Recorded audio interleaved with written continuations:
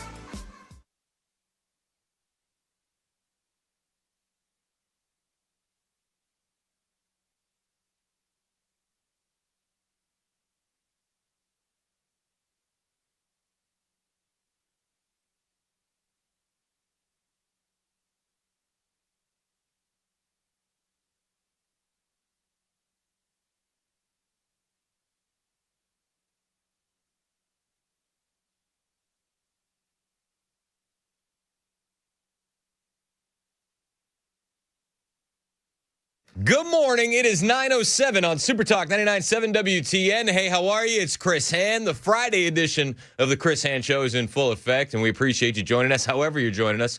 iHeartRadio, tune in, the FM dial. If you're watching us on Super Talk TV, we got some good stuff for you today on Facebook, Twitter, Twitch, YouTube, and Rumble. Mason Fleming's producing. Joan Jones is in the newsroom. Ken Weaver's going to join us later on, and you guys are welcome to be a part of the show any way you'd like, whether it's in the YouTube chat or on the phone or the text line, 615-737-9986.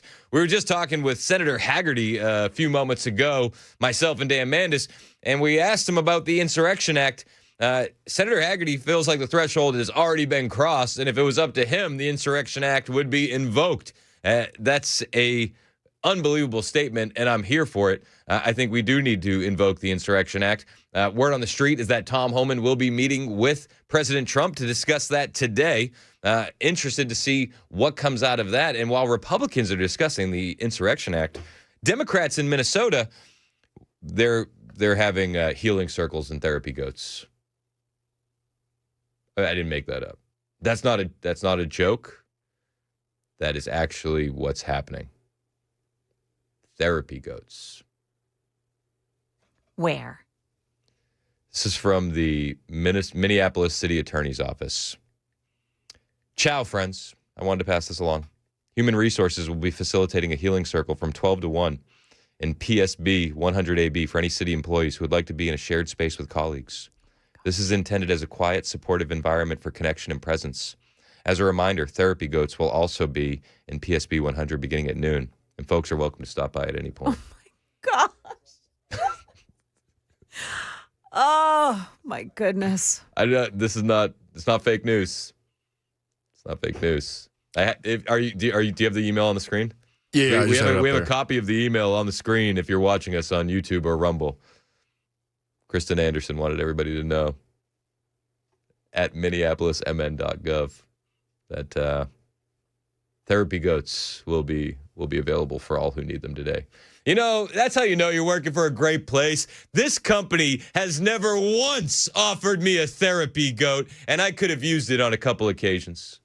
This company. Have they ever offered you a therapy goat, Mason? Not that I can think of. Shame. What the hell is happening in Minneapolis? It's a weird place. I thought places like Portland were weird, but this takes the cake. Just a little bit. Who wouldn't want a therapy goat? Doesn't sound like a bad time. Okay, calm down. Calm down, sir. Calm down. I had to get it in one way or another. Okay. Minneapolis City Council member Chaudhary says that the illegal alien that was shot, the latest one, Remember the ICE agent was attacked with broomsticks and shovels. Well, there's a Minneapolis councilwoman who says that was just a member of the community. Just that's all that was going on there. Last night, I was on the ground at 24th and Lyndale over there to just make sure that people were okay, to observe. And it was another inflection point where a community member, a Latino person, was shot. And that's another dramatic moment of escalation. And we don't know what happens next. Well, I do know what happens next. Get that girl a therapy goat. Get her a therapy goat. She needs a therapy goat. Maybe if we, instead of deploying the National Guard, we deployed the therapy goats, everything in Minneapolis would be solved overnight. Maybe that's just me. We don't know what's going on. We don't know what's going to happen next. We just hope that the therapy goats make us feel good for a little while. We're learning a lot more about those community members, as the councilwoman put it. DHS has released the names and backgrounds. It turns out that it was 3 illegal aliens versus 1 ICE agent. The 2 individuals that popped out with the snow shovel, the broom handle, and started attacking the ICE agent. Also, illegal alien Venezuelans. They're not sending their best, folks. They're not sending their best. Per DHS, these are the knuckleheads. Julio Cesar Sosa Siles, criminal illegal alien from Venezuela, previously convicted for driving without a license and arrested for 2 counts of giving a false name to a peace officer, was the subject of a targeted enforcement operation. He was released by Minnesota authorities before ICE could even lodge a detainer. Sosa Siles illegally entered the United States in August 2022 under the Biden administration. That's who they were going after. This is going to be a topic of conversation, and why we need to invoke the Insurrection Act is just the lack of cooperation from these officials in Minnesota. The ICE couldn't even get the detainer lodged before this guy was let back out onto the streets. The individuals that attacked the ICE agent trying to make that arrest after Sosa Siles fled on foot after crashing the vehicle that he attempted to flee in were Alfredo Alejandro Ahorna. He's an illegal alien from Venezuela. He illegally entered the United States in May of 2023, also under the Biden administration. After he failed to show up at his immigration hearing, he was issued the final order of removal by an immigration judge. And then there was Gabriel Alejandro Hernandez Ledesma. As long as you say it with a little accent, it sounds right. I think it sounded pretty good. Just say it with confidence. Ledesma. He was a criminal illegal alien from Venezuela who illegally entered the United States in May of 2023 under the Biden administration as well. The Biden administration marked this illegal alien as a non-enforcement priority. Don't worry about this guy. We don't have to stress. He's not going to do anything wrong, like hit an ICE agent with a shovel or a broom handle. Nothing to worry about. Or, again, as the city councilwoman said, these are just community members in Minneapolis. And the Trump administration, obviously, evil racist bigots for trying to enforce the law. So we learned it was 3 illegal aliens trying to fight an ICE agent. It's not the narrative that the Democrats were hoping for. It's not what the left is pushing or spewing. It is criminal illegal aliens running wild in the streets of Minnesota. Caroline Levitt was talking about this yesterday at her press briefing. She had a banger of a press briefing yesterday. And she said this ICE agent was executing a targeted operation against a Venezuelan illegal alien unlawfully present in the country. And when the ICE agent tried to detain the individual, 2 more of his comrades came rushing out of a house and started ambushing and attacking the ICE agent using a shovel and a broom to smash his face in. So yes, the agent had to use self-defense and take up his weapon to protect his own life. This is what threw Minnesota into an absolute tizzy. And they're shouting that these are members of the community. They were shouting it last night on CNN as well. And Scott Jennings had to explain a few things to Casey Hunt, the host on CNN, that these aren't community members. These are criminal illegal aliens who are committing crimes. I don't know if you knew this, and maybe if you don't watch Law and Order, you wouldn't know. But hitting an ICE agent in the face with a shovel, turns out, frowned upon. I know. I was today years old when I found that out. Scott Jennings was setting them straight as best he could on CNN last night. He was on with Abby Phillips as well, and we'll have some of that audio on the way for you. But what we're witnessing today is an inflection point where we do need to invoke the Insurrection Act. You have members of the Minnesota government, Tim Walz in particular, fomenting violence, fanning the flames with his rhetoric, and deeming ICE as an occupying force. It's not just Tim Walz. So many community members are doing the exact same thing. We need law and order, and somebody needs to take a stand here, and I hope it's the Trump administration, and they put their foot down and say enough is enough. How are we going to let 3 illegal aliens fight an ICE agent on the ground, a trio of illegal aliens, and then have councilwomen get up there and say, oh my gosh, it was so hard. I can't believe what happened. Our community members. Somebody get me a therapy goat. I'm having a tough time. It's absolutely insane. Absolutely insane. Yet we see this time and time again from the Biden administration. And these hangovers from the Biden administration and these Democrats pushing this narrative. And it's going to create more violence. It's going to get worse before it gets better. And I think that Donald Trump and his administration absolutely need to take a stand here. I mean, just yesterday, we're seeing protests outside of the ICE facility where they're trying to rip down the fencing in front of the federal building in Minneapolis. We saw a video, my friends over at Frontlines and Turning Point USA saw a video where there's a guy in an SUV driving his vehicle in front of that same federal facility with buckets of water being emptied out onto the street as he drove in an attempt to ice the roads so that way the ICE agents would slip, fall, and hurt themselves. You're seeing this over and over and over again. Oh, it was, I can't believe that ICE had to use his weapon, an ICE agent had to use his weapon in self-defense against 3 illegal aliens. And the poor community members, due to the lack of therapy goats in Minneapolis, they then stormed the streets to violently riot. And they stole firearms out of the back of a federal vehicle. I fully do believe that it was a bait vehicle, and they thought that those idiots were going to play stupid games and win stupid prizes, and they did. The guy that stole the rifle out of the back of the federal agent, also a community member, also a member of the Latin Kings, per Bill Malusian. Members of the community. We're seeing this over and over again, and it's got to stop. So yeah, the guy that stole the rifle out of the back of that federal agent's vehicle, member of the Latin Kings. I don't know what kind of an idiot would be doing something like that. They're all live streaming it. Your face is all over the internet, and he's already been arrested. He's in custody. This Latin King community member. He's going through it. I hope that they bring him a therapy goat in jail. We'll see. We'll keep you updated on the availability of therapy goats as the day goes along. It's a shortage. There's a shortage in Minnesota. We need more. We need a lot more. We need to fight back just like the left is fighting back. Just yesterday, the ACLU has filed a lawsuit to stop ICE from arresting Somali and Hispanic illegal aliens. Minnesota residents, Breitbart has a story, Minnesota residents of Somali descent and Hispanic heritage are suing President Trump's Department of Homeland Security and Immigrations and Customs Enforcement to effectively shut down federal immigration enforcement across the state. It was Thursday.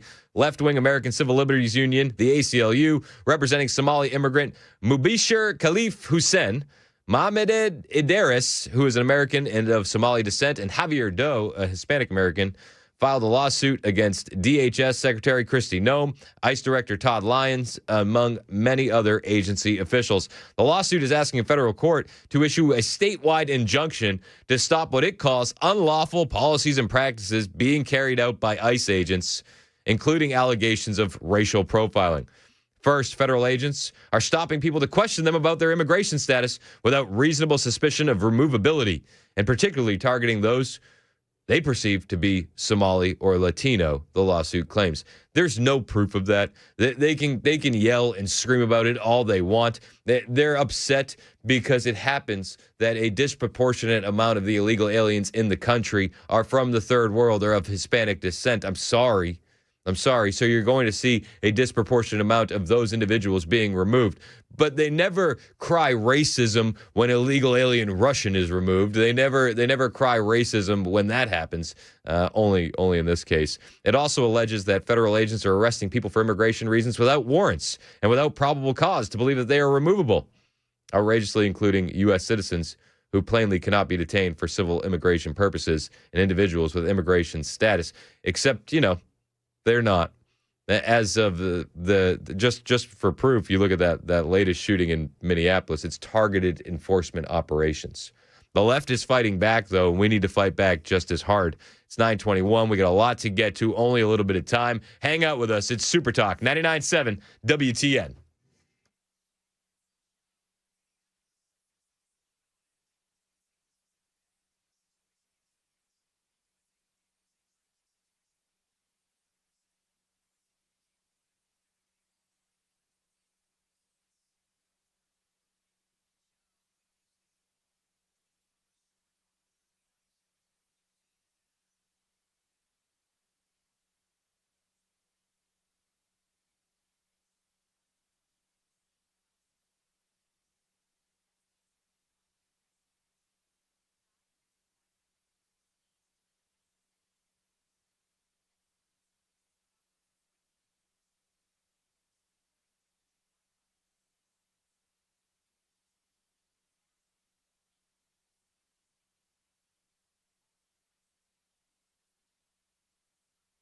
Did you see these people in Washington, D.C. and their stupid chant? Black Lives Matter! Black Lives Matter! Black Lives Matter! So here's why this is dumb. Because Donald Trump sending in the National Guard is to stop the murders.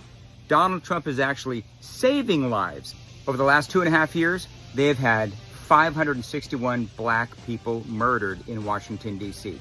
Donald Trump is sending in the National Guard to stop the crime. So Donald Trump is actually saving black lives.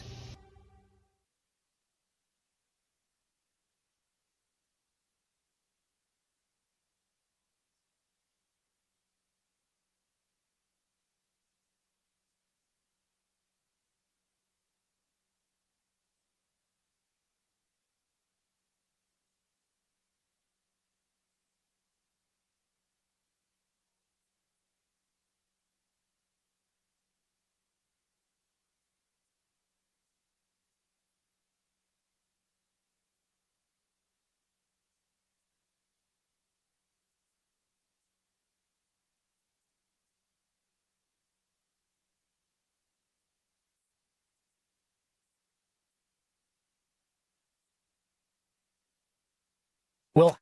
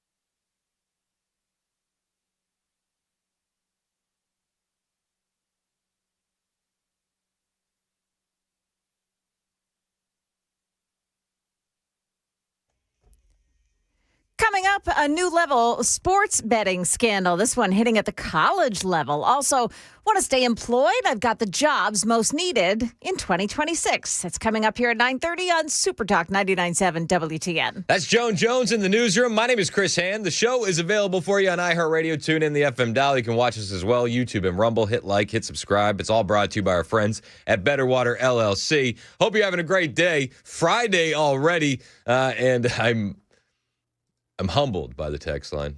At times I miss the jokes that are just low-hanging fruit, but you guys are right there. Many people are talking about the therapy goats on the text line. The therapy goats that are being sent in to Minnesota.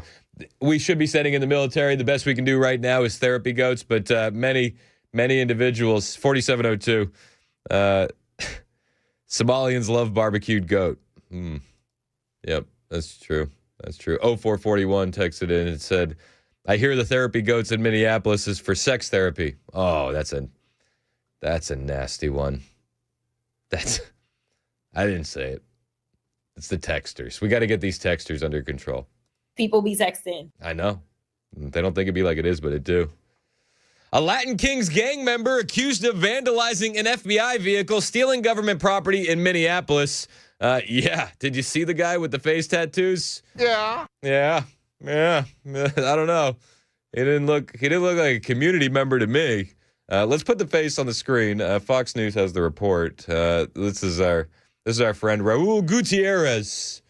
Young Raul, a young scholar, future doctor, astronaut, also a member of the violent Latin Kings gang, was arrested after allegedly stealing government property from an FBI vehicle vandalized during that unrest in Minneapolis Wednesday night, federal authorities have said. Fox News confirmed Raul Gutierrez was arrested Thursday in a joint operation involving the DOJ, the Bureau of Alcohol, Tobacco, and Firearms and Explosives, and the FBI said multiple government vehicles were vandalized, broken into Wednesday night in Minneapolis while agents were responding to a reported assault of a federal officer.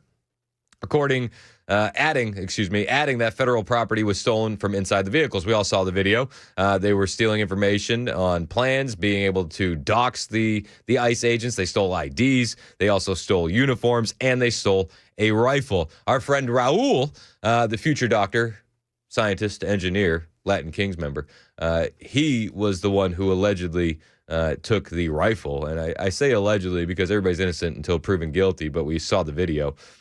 This is how the FBI put it. One individual who allegedly stole federal government property out of an FBI vehicle in Minneapolis last night has been arrested, FBI Director Kash Patel wrote on X, adding that the suspect was a member of the Latin Kings gang with a violent criminal history. FBI personnel are continuing to pursue other subjects involved. There will be more arrests. Patel added that any individual who attacks law enforcement or vandalizes federal property paid for by hardworking taxpayers will be found and arrested. Attorney General Pam Bondi said the suspect allegedly stole body armor and weaponry and has a history of violent crimes, saying this criminal is a perfect example of what our brave federal law enforcement agents are up against every day in Minnesota as leadership there encourages law breaking. She posted on X.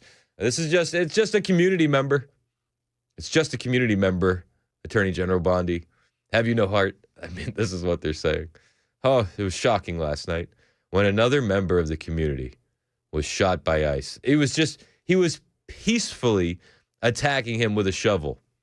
Just peacefully making a connection with the shovel and the ICE agent's face. It was a mostly peaceful resistance.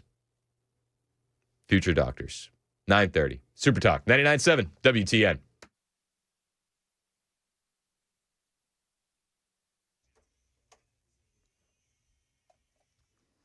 Good morning. I'm Joan Jones with your top stories. A new sports betting scandal. 20 men have been charged in a point-shaving scheme involving NCAA teams and players in the Chinese Basketball Association. Former NCAA All-American Antonio Blakeney, who's been playing overseas, is among those charged. According to the indictment, he was able to recruit some of his teammates in the Chinese Basketball Association to take bribes and underperform. And from there, the scheme, as described by prosecutors, moved on to the NCAA. ABC correspondent Aaron Katursky. The players were paid allegedly between $10,000 and $30,000 to throw the games. Nobel Peace Prize winner and Venezuelan opposition leader Maria Machado at the White House yesterday bearing a gift for President Trump, her Nobel Peace Prize medal. It was presented to him, framed with a message that read, "In recognition of President Trump's principled and decisive action to secure a free Venezuela." Many see the gesture as a move by Machado to curry favor with Trump, who's been reluctant to endorse her as a potential leader of Venezuela. Trump has said many times that he deserves the Peace Prize, but the committee that oversees the award says it cannot be transferred. They've made it clear that while President Trump may now have a Nobel Prize medal, they say he is not a Nobel Prize winner. ABC's Nicole D'Antonio. Monster is out with its job outlook report for 2026. It says despite an extremely competitive job market, demand remains strong for workers in healthcare, essential services, and infrastructure-related fields. On that healthcare, that is the strongest hiring sector. It includes nurses, physical therapists, respiratory, occupational, and speech therapists, and the like. I've added the full list of those jobs to my X account. You can check it out at Joan Jones WTN. That is the latest news. Weather is next. I'm Joan Jones, WTN News.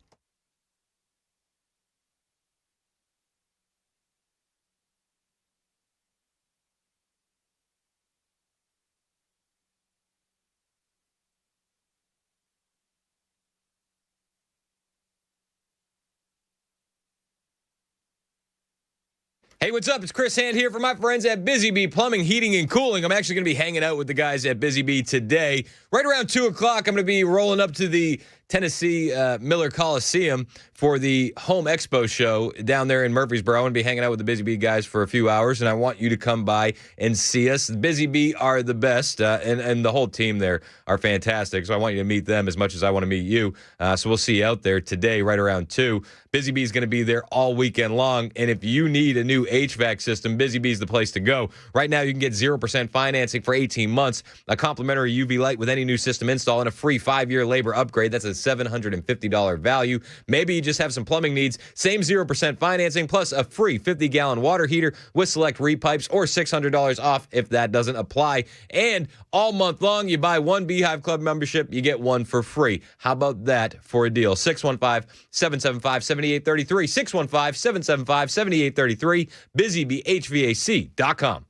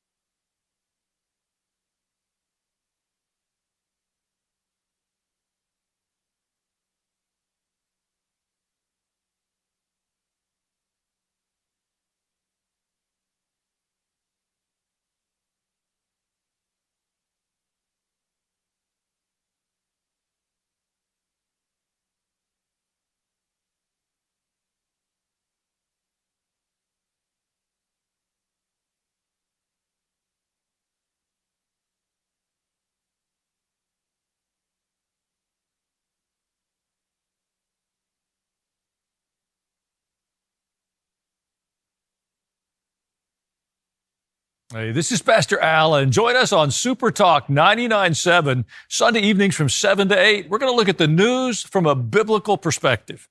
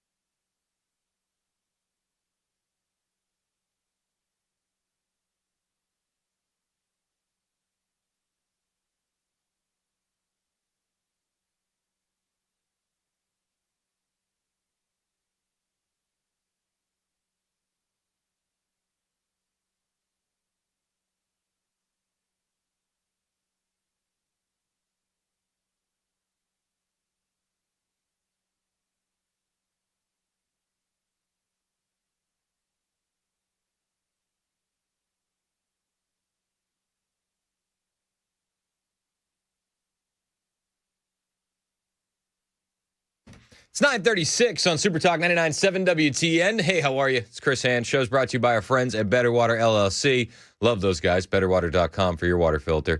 We got a lot to get to. A little bit of time. You're welcome to join the show. 615-737-9986.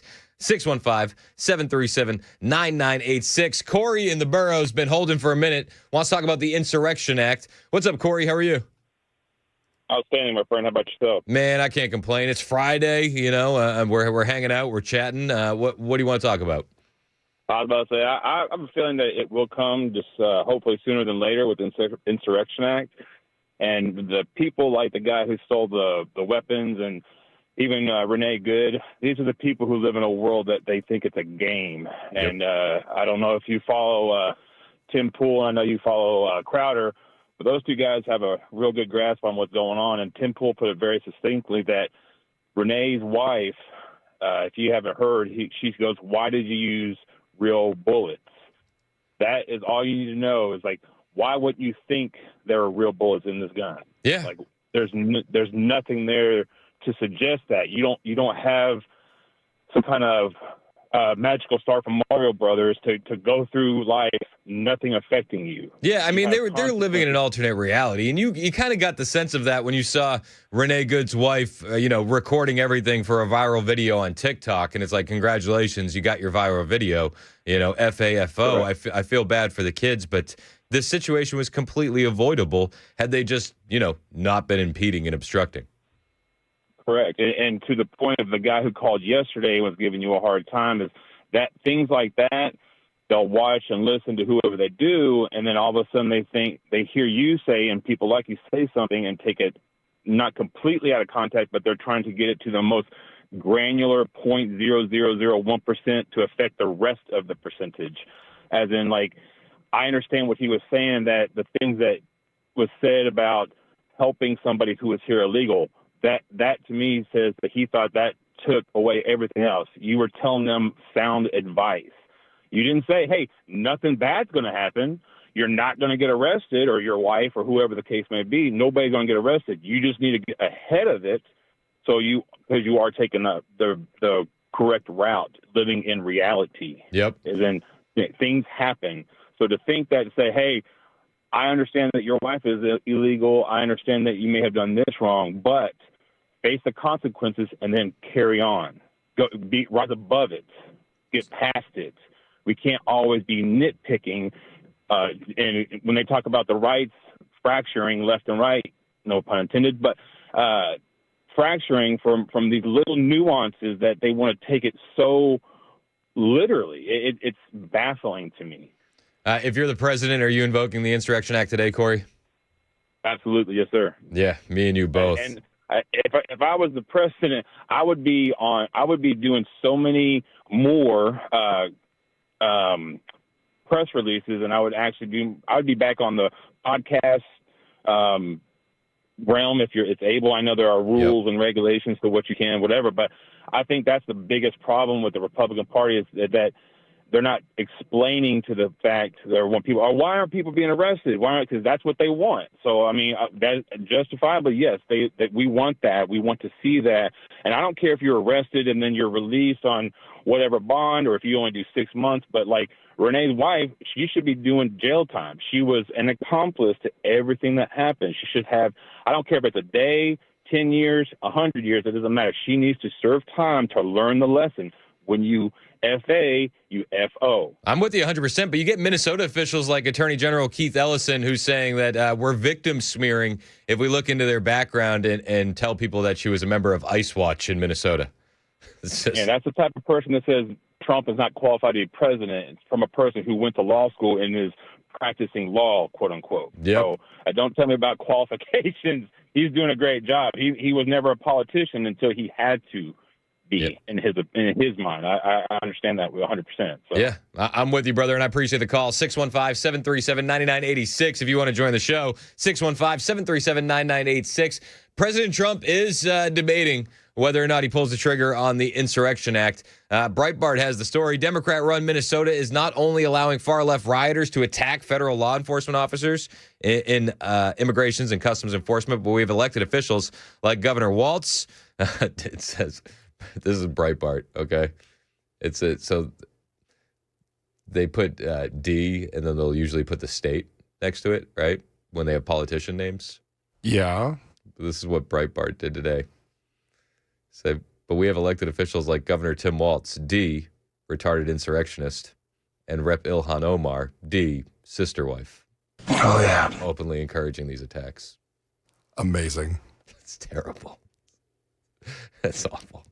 As the attacks have become more brazen and violent, President Trump stepped in on Thursday to demand that Minnesota respect and obey the law, or he will invoke the Insurrection Act, saying, and I quote, if the corrupt politicians of Minnesota don't obey the law and stop the professional agitators and insurrectionists from attacking the patriots of ICE, who are only trying to do their job, I will institute the Insurrection Act, all caps, which many presidents have done before me, and quickly put an end to the travesty that is taking place in that once great state, the president announced on Truth Social. Here is the outrageous attack that provoked Trump to issue the warning because Minnesota Democrats who rule the state and the city of Minneapolis without political opposition refuse to cooperate with ICE, protect ICE from rioters, or stop the anti-ICE riots. Trump really has no choice but to pull the trigger on the Insurrection Act to restore law and order to what is becoming a lawless and violent Confederate city and state.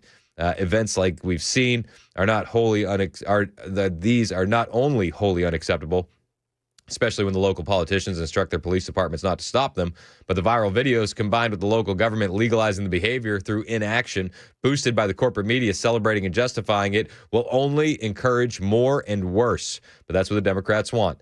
They have a lot to protect in Minnesota, especially a Somalian welfare fraud scheme that keeps Minnesota Democrats in office and benefits Democrats monetarily at the cost of billions bilked from federal taxpayers. The Insurrection Act of 1807 has been invoked by former presidents. Most recently, it was George H.W. Bush in 92 during the L.A. riots. The Insurrection Act overrides Posse Comitatus Act, which outlaws the use of U.S. military to enforce domestic laws. It would also give Trump the authority to federalize the National Guard and deploy the military to enforce federal law.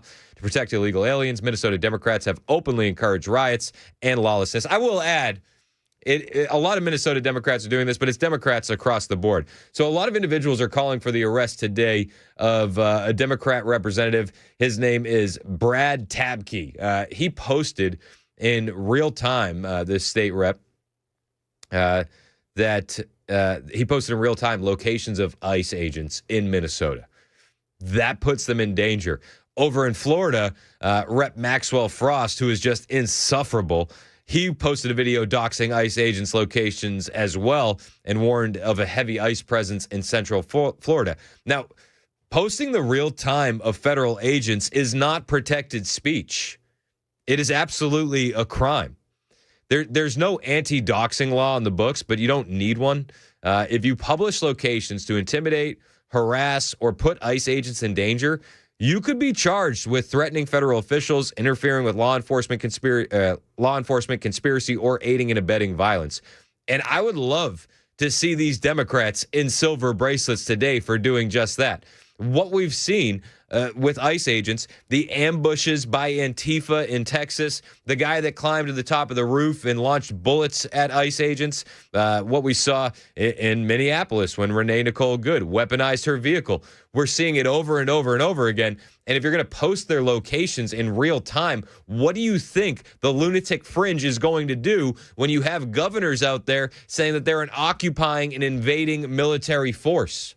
That they're going door to door looking for people of color. Like, it's insane. They call them Nazis, they call them the Gestapo, and then they say, by the way, they're going to be here right now. You're putting them in danger. Even without the explicit threat. Everybody understands what is being done. The law is going to look at intent and foreseeable harm, and if someone gets hurt or law enforcement has to alter operations, charges can get serious fast. The First Amendment protects speech, but not targeted endangerment. And that's what we're looking at with these ICE agents being doxxed by Democrat representatives. They're being put in danger by the rhetoric from Tim Walz, from Attorney General Keith Ellison, from the entire Democrat Party. Something's got to change, and it's got to change fast. And I think it's Donald Trump invoking the Insurrection Act. I want to see perp walks. I do. I think you could start with Brad Tabke. I think you could start with Maxwell Frost, and I think you could go from there. Minneapolis Mayor Frey yesterday said that there are people that want police officers to fight ICE agents in the streets. And as he says this, he's standing next to the police chief of Minneapolis, who's just kind of like raises his eyebrows. He's shocked that he even said it at this press briefing. But are you shocked when Democrats say wild things like this anymore? Of course not. This is the new MO of the Democrat Party.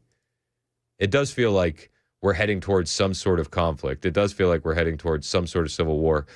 But I think we can avoid it if President Trump puts his foot on the gas, goes full Insurrection Act, and stops it now before it gets any worse. And Lord willing, he does. Again, word on the street is that he's going to be meeting with Tom Homan today to talk about the Insurrection Act. He's talked to Kristi Noem about the Insurrection Act.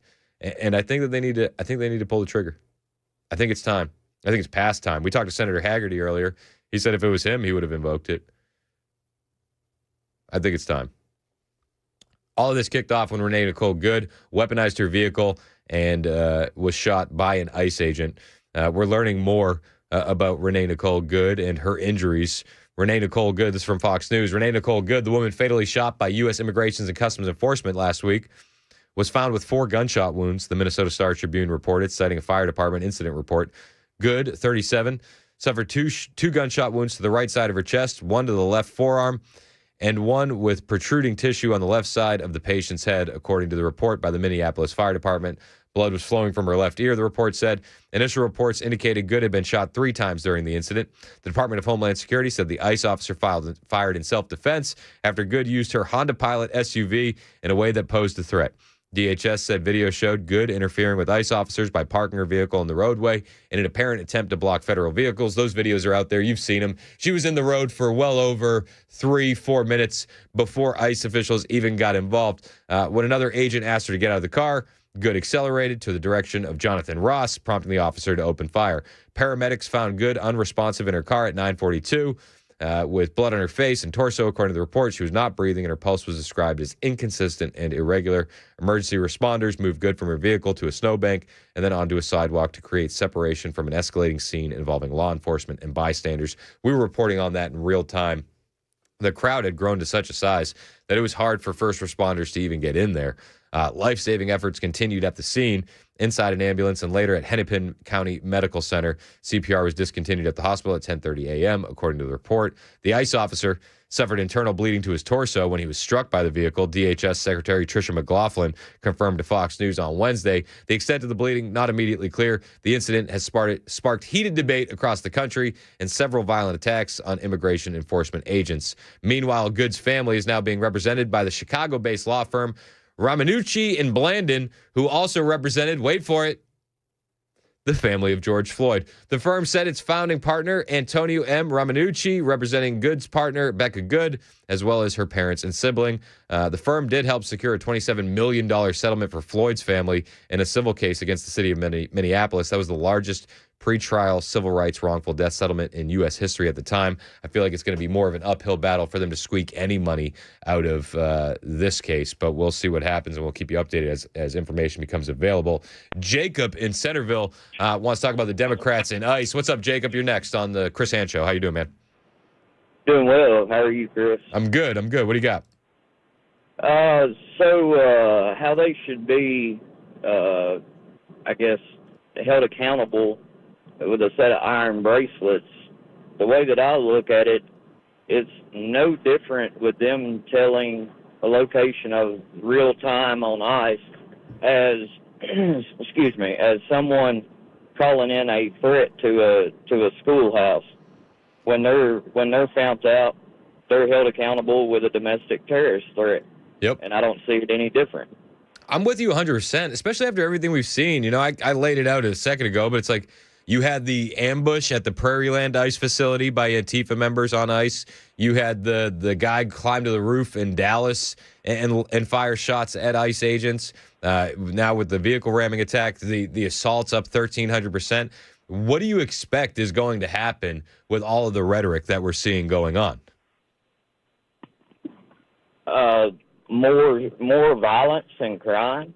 Yeah, I mean, it's unfortunate, but I'm with you, and I appreciate the call, Jacob. But I don't think this problem gets solved until it gets a little bit messier, and I think that mess needs to start with President Trump invoking the Insurrection Act.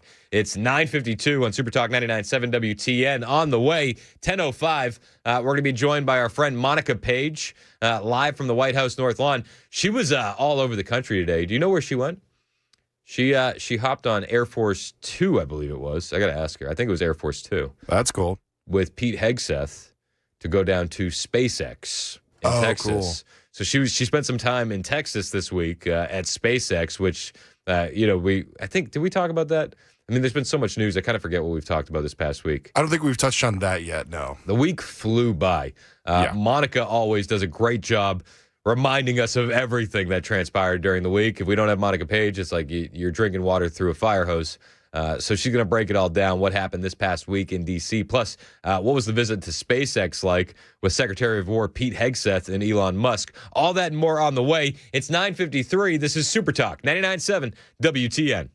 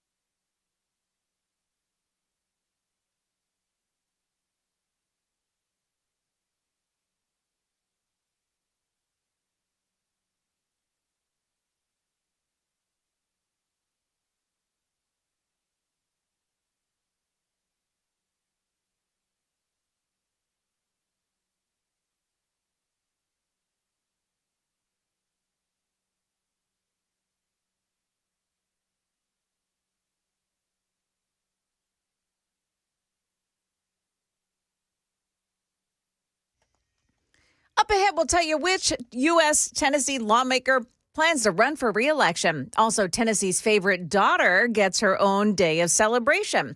That and more at 10 o'clock on Super Talk 99.7 WTN. That's Joan Jones in the newsroom. It's 9:55 on Super Talk 99.7 WTN. Joan Jones, do you feel like you need to constantly be looking over your shoulder? Why? You haven't heard the news. No. Oh, my goodness. This is a big deal, you guys. Okay. Mason Fleming, Yeah. the executive producer of The Chris Hand Show, on Martin Luther King Day, is going to be taking the reins of the WTN newsroom. He's coming after my job. He's coming for your spot, Joan. Yeah. Go for it, Mason. We'll see what happens. We'll see what happens. But yeah, next Monday I'll be doing news in the morning. The people are excited. By people, it's really just me. It's just Chris. Everybody's just learning. Everybody's just learning at this time. When you come in on Monday, there won't be any W's in the keyboard. Hope you don't mind. So do you have any tips for young Mason on how to not screw up a newscast, Joan? Yeah. Just, don't screw up. That's good Fair enough. Advice. Do I need to ignore Dan a little bit, or do I need to listen to everything he says? Actually, you just need to keep pressing the button, talk over him. There you go. Yeah. Perfect. There you go. Take over the show, the whole thing. You can do host and be news person. Ooh, I mean, that sounds intimidating. That sounds enticing. Not intimidating, This enticing. you might think this is an easy job, but Joan Jones has to eliminate the leftist spin from just about everything that touches her news You desk. have no idea. When it comes from ABC News, you have no idea. I mean, every single day, right? Is it a couple times a day? You're eliminating the narrative. Just you have to spin everything back. Just turn it back to the way it should be. It's crazy. Rewind it, selecta, bring it to the top. You know? Yeah. Is that a hip hop thing? It might be. It's just a little bit.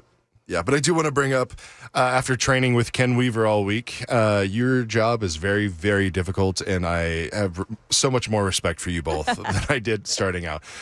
I had immense respect for both of you before I started training, but now I have even more knowing how It'll be a difficult your job walk in the park. You're a smart guy, and you'll get it so fast. I appreciate it. I'm like more excited for Martin Luther King Day than I have been in many, many years. Many, many years. It's going to be a celebration. Hey, no pressure, but I'm going to be listening to every newscast. In fact, I think I'll save some recordings. Yeah, please do, so Yeah. you can critique me on Tuesday. we should do a group chat and put Mason in it, and we'll all say mean things, but we won't acknowledge that Mason is in the group chat. Now you're telling them what we're going to do. It'll be called the slander chat. No. So Donald Trump has an end goal in Minnesota, and MS Now has figured it out. Do you know what they figured out? MSNBC. Yeah, but we don't dead name on the Chris Hand Show. I do. Mason dead name. That's not gonna fly in the newsroom. Fine. Actually, just say it. Just do it. Just be it. I'm committing. It's Ken has on the dot. I have MSNBC. All right, so yesterday on MS Now, MSNBC, Alex Wagner said Trump has an end goal, a distinctly racist end goal in Minnesota. Oh, no. Yep, he's a racist bigot. It was on Deadline yesterday. I don't know, is that a show? Political commentator Alex Wagner said President Donald Trump was sending Immigration and Customs Enforcement into Minnesota with a distinctly racist end goal. He said, first of all, his choice of Minnesota is, I think, we should unpack it a little bit. He's always been obsessed. There's a distinctly racist end goal here, right? Like he's obsessed with the Somali community in Minnesota. He's obsessed with Ilhan Omar. Well, she married her brother. And I think, in part, Minnesota is thought of as a largely white state, and you have an influx of a bunch of brown people, which is the story of immigration tension all over this country, demographic change. Yeah, it has everything to do with the skin color and nothing to do with the billions upon billions of dollars in fraud that's been exposed by one far-right YouTuber. His name is Nick Shirley. Have you watched that report yet? 52 minutes on X. It is unbelievable what they uncovered. But they kept going. They said he's seizing upon the fraud story perpetrated perhaps in some part by the Somali community. Some part. And he's using it as an excuse to go full bore and create a war zone in residential neighborhoods.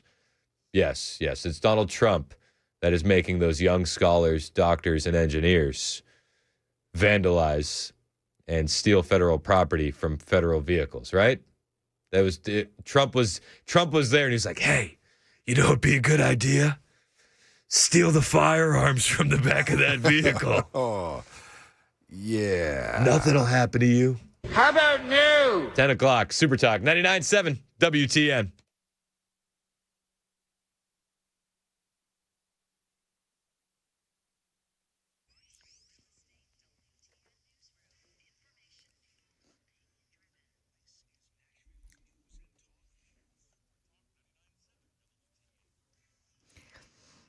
Good morning. I'm Joan Jones with your top stories. Tennessee U.S. Senator Bill Hagerty is filing his paperwork today to run for re-election, making the exclusive announcement on the Dan Mandis Show. Most challenging thing I've ever done when I did it back in 2020.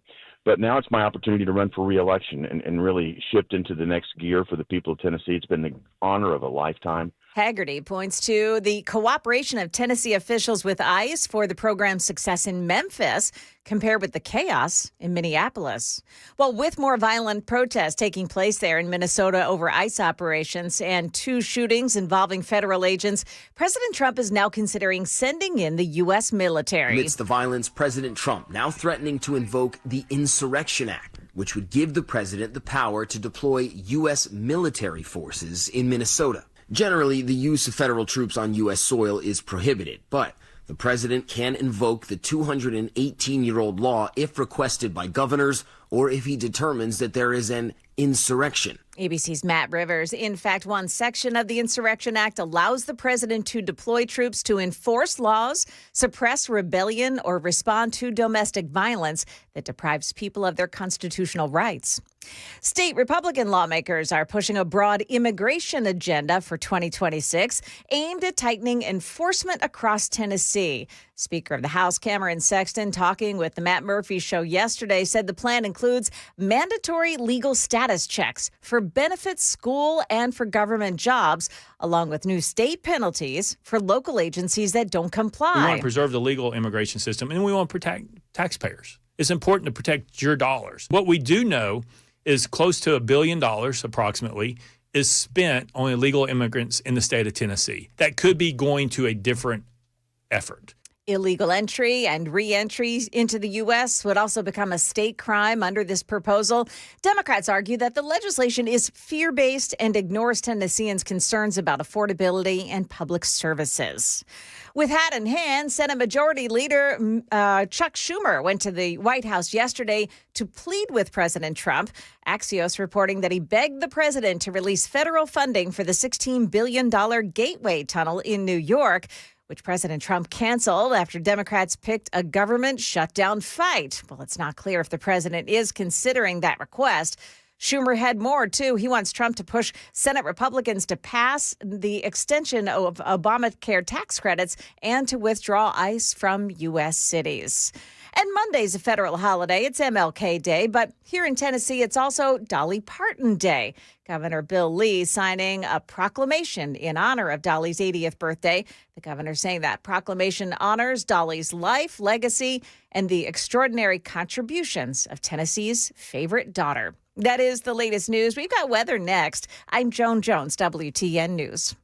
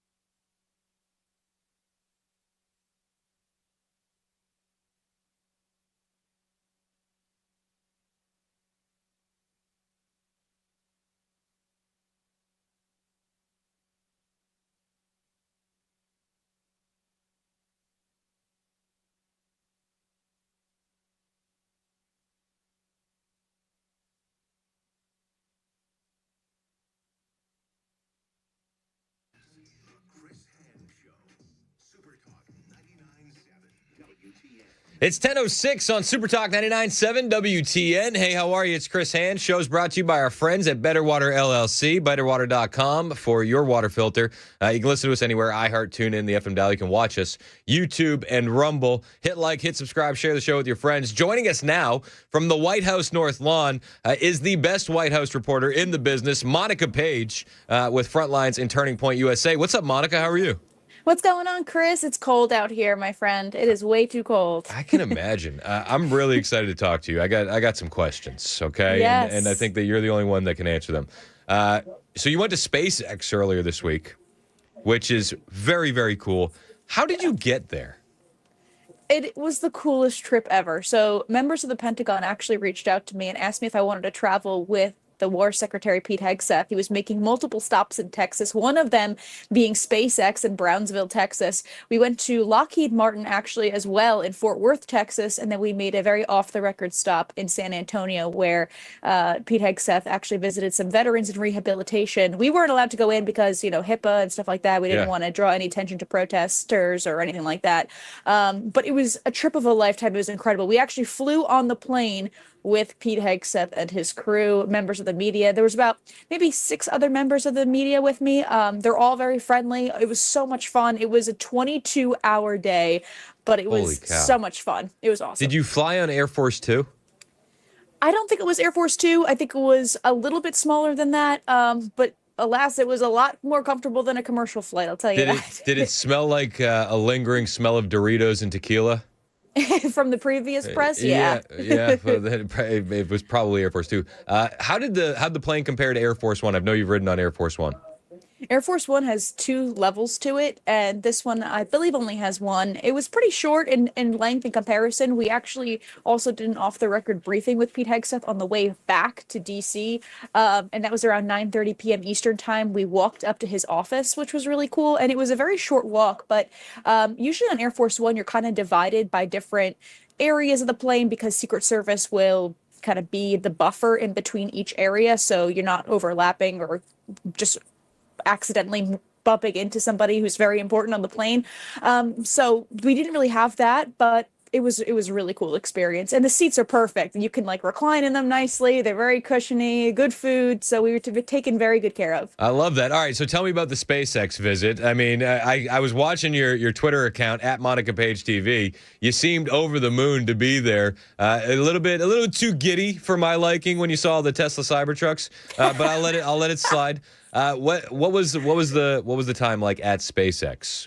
Yeah, I'm a big fan of Cybertrucks. I don't know why. I've got a weird obsession with them. But SpaceX is incredible. It's this massive headquarters building where some of the workers actually live on base, which was really cool. I didn't know that. So there's a little community of SpaceX employees that actually have families and kids, and they live very, very close to the actual headquarters where they go to work. But where the remarks were taking place on that floor, that's the production floor. So when you saw those giant metal tubs on the ground, those are actually parts of the rocket that they weld together. You stack those on top of each other, you're going to eventually get a rocket. And throughout the floor, there's also these little engine looking things lit up blue. Those are the actual engines that will propel the rocket into space. One of them can lift up a whole home.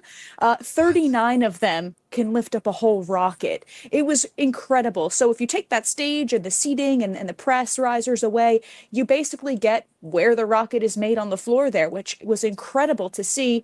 All the attendees that were there at SpaceX were all the employees. They were very excited to see what Pete Hegseth had to say.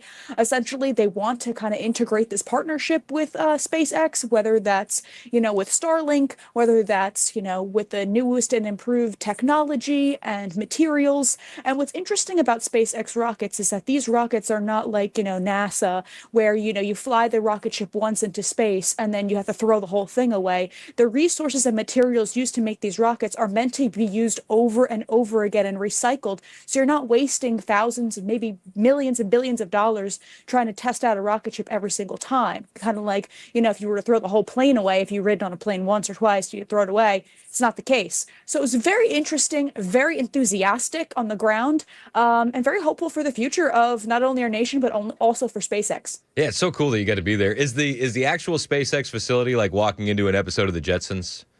It really is. I mean, you see the lights and you see kind of like the way the infrastructure is built and the style of SpaceX. It's very, very futuristic. So they got a great thing going over there. Are there robots running around? Not yet. Not I yet. assume soon. Though he wants to make Star Trek real, so we'll see. All right, cool. We're talking with Monica Page. She is live from the White House North Lawn as we're discussing all things that happened this past week at the White House. I do want to get your take on the Insurrection Act and kind of get a vibe for what you're hearing on the ground there at the White House. Is this something that the administration is taking seriously and deliberating today? I really hope so. And in my honest opinion, I think it's a little late. I think the Insurrection Act should have been invoked weeks ago, maybe even months ago. I mean, you've had these rioters impeding on ICE officers and attacking them for months now. And even like firebombing ICE facilities, this has been going on for months. And I know the administration's looking at it. I was in the press briefing room yesterday and I was trying to ask a question, what's the red line for President Trump? What would be, something that pushes him over the edge to, press that Insurrection Act button? And we didn't really get much of an answer on it. I mean, you're seeing what's happening every single night in Minnesota, in cities, blue cities across the entire country. I think it should have been enacted a little while ago. I think we're taking a little too long here because people are getting killed. Our ICE officers are getting severely wounded, and enough's enough. Yesterday in that press briefing, there was an epic takedown from Caroline Leavitt where she called a leftist reporter a complete hack. Do the leftist reporters believe the narrative that they're spewing in about Minnesota and the shooting of Renee Nicole Good, or are they just lying through their teeth?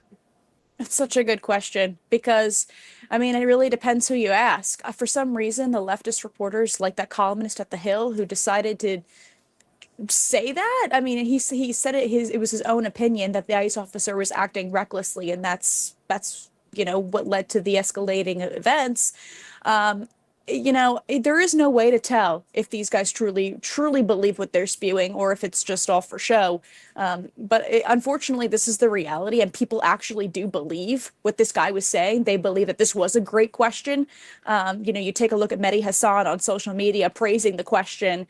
It just goes to show that level of, I don't even want to know, stupidity is out there. When you can see in plain sight, you can see that the multiple different angles of that video in which the ICE officer acted in self-defense. This woman was going to run him over and actually did. He got internal bleeding from it.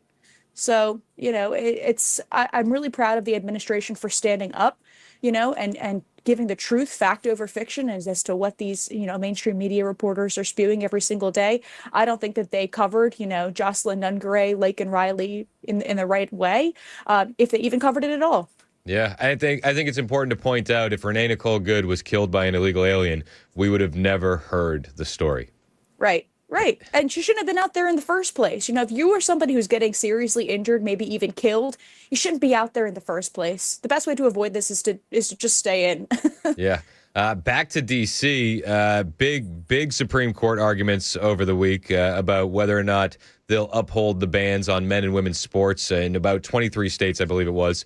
What are you hearing on the ground? What has been the reaction, especially from the leftists in your press pool that when it comes to these Supreme Court arguments? It's funny because they haven't been touching this at all. I think that because they know that they're in the wrong side of things when it comes to this. This is purely a common sense argument. And to hear some of the things that were coming out of the Supreme Court was pretty funny when you hear some of the arguments, how some of these women, who were arguing in favor of men and women's sports, saying that they can't define what a man or a woman is, yet they want men in women's sports. So It doesn't really make much sense. As far as the press pool goes, they've been very, very obsessed with foreign policy, foreign news. It's funny how they care about every other country in the world other than our own. But to see what was happening on the ground at the Supreme Court this past week, and to see kind of like it wasn't really a clashing of protests, but you had the pro-life side out there, you had Riley Gaines out there, and then you had, of course, those in favor of men and women's sports out there as well. I believe that there was a woman out there on the ground who actually confronted Senator Ed Markey from Massachusetts, and seeing these women taking photos issues with him, even though he is one of the biggest liberal senators that we have, who wants men in women's spaces, in women's bathrooms. And this woman, Tish, she was just going after him on social media, following him around saying that you don't speak for us women, you're a pervert if you want this to happen. And rightly so, enough is enough. This is like a 90-10 issue. And, I'm very excited to see what the outcome's going to be. I do believe that facts will be on our side in this, but I think it's going to be kind of a while until we see the results of that, till the decision is made. We're still waiting on the tariff decision as well. And that was from a while ago. So, these next few months will be pretty consequential, I believe. It kind of led to led into my next question on the tariff case. Mm-hmm. Is the thought process that the longer this goes on before we get a decision, the more in favor it will be of President Trump and his policies on the ground there at the White House? Yeah. I think it's a great question because, every single day we're seeing the president making deals with other countries. And the more that they prolong this, the more deals are going to be made that benefit the United States. And you can prove that in the Supreme Court, when you argue something like this. But what my prediction is that the Supreme Court will drop this decision. They'll, announce it right before a very long break so they don't have to deal with the protests and the fallout, and then they'll go on vacation, because that's typically what the Supreme Court justices do. They'll drop the big reveal. They throw the grenade and run. That's what they do. Exactly. And listen, I don't blame them. Yeah, I'm with you, especially when you see the state of the leftists in this country. It's like they'll show up outside your house if you rule the wrong way. Yesterday, you had mentioned Riley Gaines was in the press briefing, but I noticed on Instagram is the Got Milk ads coming back? There was a big deal yesterday about whole milk being back in public schools. Are we going to see a return of the iconic Got Milk ads? Yeah, I hope so. I mean, for a long time, the previous administrations were trying to ban whole foods or just trying to make you, eat different kinds of foods that aren't really beneficial to you or your body as a growing child. So, and whole milk is one of them. I mean, deferring back to skim milk that, you don't have all of those nutritious properties that whole milk has. And you're also benefiting the farmers as well. And I think that this push goes to show that there's been a lot of supply and not enough demand. And I think this is going to really reinvigorate our farmers as well. And there's been a lot of push this past week for the Make America Healthy Again initiative that we're seeing today. The president hosting a rural roundtable on health. Just today, I think he's still in there with Secretaries RFK Jr. and Secretary Brooke Rollins also in there as well. So there's been a lot of push, and also the great new healthcare plan that's being unveiled as well. I'm wondering if the president has a timeline for that. So there's been a lot of Make America Healthy Again initiatives that we've seen this past week, especially the whole milk push. And I want to hear your thoughts on the president's new healthcare plan, but real quick, just as like a soon-to-be mom, when you're seeing all the moves that Maha is making, does that resonate with you differently now? Yeah, I mean, it feels like I'm being listened to. It feels like, my concerns and things that I value in, in health and maybe perhaps raising a child, it's all coming to fruition. It feels like, we've been crying for so long about these certain things, and now we're finally being listened to. So it's very refreshing to see this administration take those steps. Yeah, couldn't agree more. On the president's health plan, what are you hearing? And do you have a timeline? I know you mentioned you're not sure when it's going to be implemented, but what are you hearing on the ground? Yeah, so I know that the president, and a huge reason why he got the big, beautiful bill push is because he set forth the July 4th deadline, and that's how he got that pushed and signed into law and making it, a reality for this administration. But when it comes to this, he's really been urging on Congress members and those on the Hill to really push this, make sure that, everything's good to go so he can sign it and make it, another thing that comes to fruition in this administration. But there's been a lot of great initiatives behind this healthcare plan. One of those is lower drug prices that we've seen this administration do, holding big insurance companies accountable, and also price transparency. Because a lot of the times when you go to the doctor's office, you're wondering, is this covered by my insurance? Yep. Or what's covered or what's not covered? So part of that is by listing the prices on the wall. So you're not going in there blind and then you get the bill and you're like, oh my God, why is this $10,000 for this treatment? Right. I didn't sign up for this. And I could have got it for $1,500 down the street. Right. Exactly. So that's a huge thing that I think is a great big selling point that I think a lot of Americans are going to really appreciate from this administration. Yeah, I'm with you. We're talking with Monica Page. She is our White House reporter with Turning Point USA and Frontlines. A lot of the news cycle this week has been dominated by Minneapolis and Minnesota, which leaves a gaping hole for the news that hasn't been covered. What are the stories that Americans should be paying attention to a little bit more? Oh, oh my gosh, there's just so much to cover. I think one of the biggest stories this past week is probably the Royal Roundtable that the president is hosting. This is going to allot about $50 billion throughout the entire country so they can allocate these funds to hospitals and to rural communities within the entire country so they can thrive, making hospitals great again and also making our communities great again, especially those rural pockets that was oftentimes forgotten about under the last administration. So about $50 billion, that's about $10 billion each year starting now.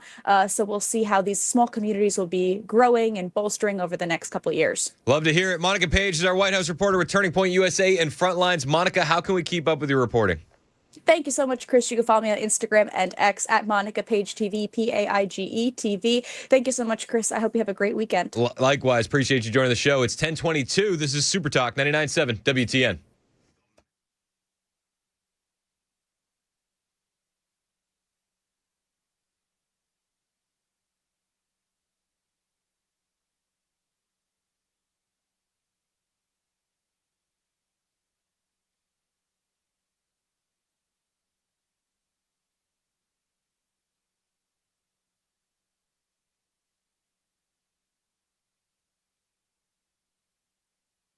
Hey, what's up? It's Chris Hand here for my friends at the Glock store. You need a new Glock? Of course you do. Who wouldn't want a new Glock? Well, if you need one, you got to shop at the Glock store, and they got the latest, the Gen 6 Glocks. These are the ones with the new optic system, the RTF6 texturing, the enlarged beaver tail, the flat-face trigger, the trigger guard undercut, the integrated thumb rest, a.k.a. the gas pedal. The list goes on. These are the most refined stock Glocks ever produced, and the Glock store has them all. They got their first shipment of G17s, 19s, and 45s, but, spoiler alert, they were gone before they even got there. That's because you can pre-order these Glocks right now at the Glock store. Head down there and try one out. See how it feels. See what you think. Shoot it. If you like it, pre-order it. No matter which one you want, tell them that you heard about it on the Chris Hand Show. You're going to get a free magazine when you pick up your pre-order as a thank you from the Glock store and as a thank you from 99.7 for listening to the Chris Hand Show. This is a limited time only offer, and it's from the Glock store. Minutes from the airport, worth the drive from anywhere, always open online, glockstore.com.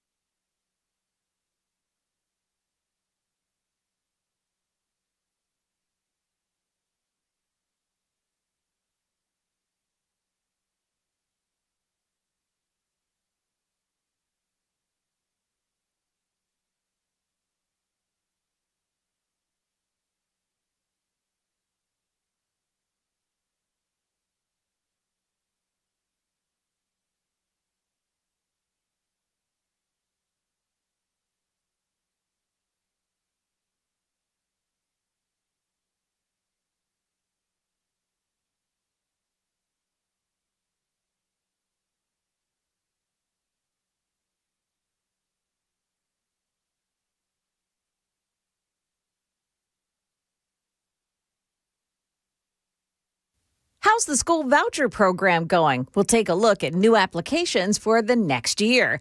And why Nick Reiner might be off the hook for the murder of his famous parents. That and more at 10:30 on Super Talk 99.7 WTN. Well, that's an interesting development. Joan Jones on the way with the headlines at 10:30. My name is Chris Hand. Show's brought to you by Better Water LLC, water filtration systems, water softeners, betterwater.com. We were talking with our friend and White House reporter Monica Page moments ago. She's awesome.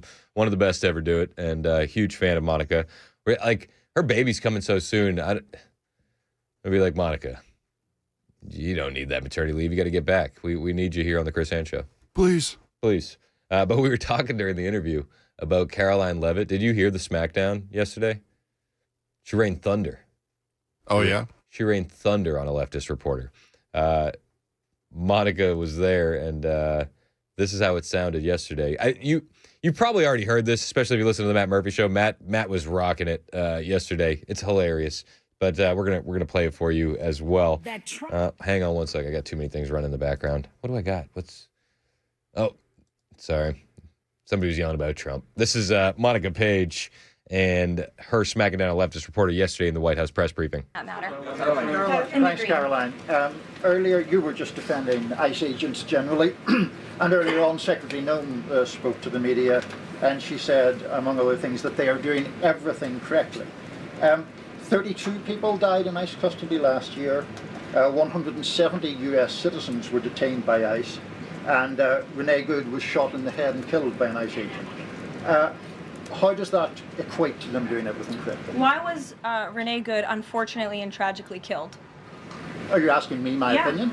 Because an ICE agent acted recklessly and killed her unjustifiably. Oh, okay. So you're a biased reporter with a left-wing opinion. What do you want me to do? Yeah, because you're a left-wing hack. You're not a reporter. You're posing in this room as a journalist, and it's so clear by the premise of your question. And you and the people in the media who have such biases but fake like you're a journalist, you shouldn't even be sitting in that seat. But you're pretending like you're a journalist, but you're a left-wing activist. And the question that you just raised and your answer proves your bias. You should be reporting on the facts. You should be reporting on the cases. Do you have the numbers of how many American citizens were killed at the hands of illegal aliens who ICE is trying to remove from this country? I bet you don't. I bet you didn't even read up on those stories. Ooh. I bet you never even read about Laken Riley or Jocelyn Nungray or all of the innocent Americans who were killed at the hands of illegal aliens in this country. And the brave men and women of ICE are doing everything in their power to remove those heinous individuals and make our communities safer. And shame on people like you in the media who have a crooked view and have a biased view and pretend like you're a real honest journalist. I mean, what an absolute beast, ripping him to shreds. I said it a moment ago during an interview with Monica Page. I'll say it again. Had Renee Nicole Good been killed by an illegal alien, nobody would have cared. Nobody. There would have been no vigil for Renee Nicole Good in Minneapolis. There wouldn't have been. Also, when he says 170 Americans have been detained, it's like, yeah, brother, 640-something thousand have been forcefully deported illegal aliens. So that's a what is that, 99.999999999% success rate? Sounds pretty good to me. 10:30, Super Talk, 99.7 WTN.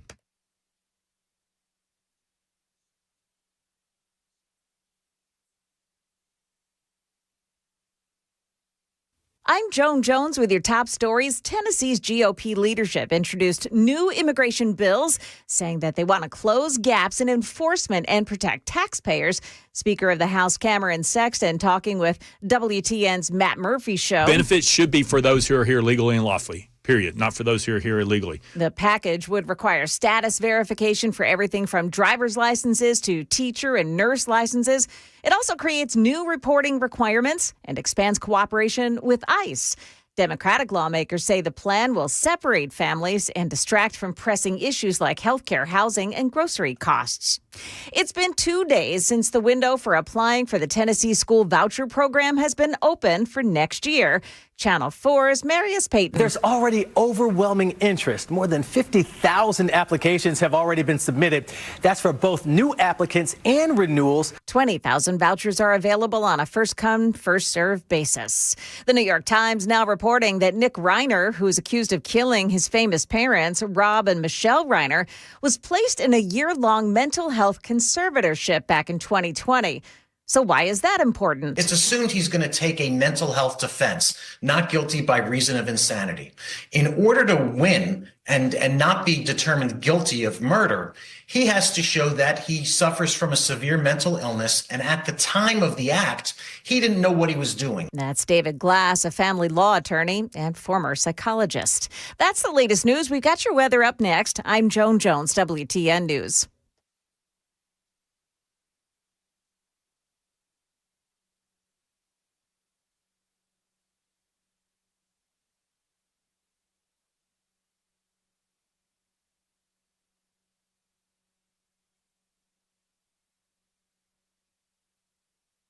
Hey, what's up? It's Chris Hand here for my friends at USS United Structural Systems, and I'm here for a little bit of a reality check. Just so you know, if you're keeping score at home, water damage doesn't fix itself, foundation problems don't get cheaper, and waiting is going to make things worse. If water is getting into your basement or crawl space, you need people you can trust. That's United Structural Systems. USS has been serving Tennessee since 1994, specializing in waterproofing and foundation repair, and their experts track down exactly where the water's coming in and install permanent solutions using American-made materials, all backed by a lifetime transferable warranty. Even if you leave the home, the warranty can stay. No scare tactics, no temporary fixes, just straightforward answers and work that stands the test of time. So if you see moisture, cracks, you got doors that don't shut right, your floor is a little bit wonky, now's the time to act. Call United Structural Systems today, 615-488-7855, 615-488-7855. USS, it's more than waterproofing. It's built on trust. USSTN.com.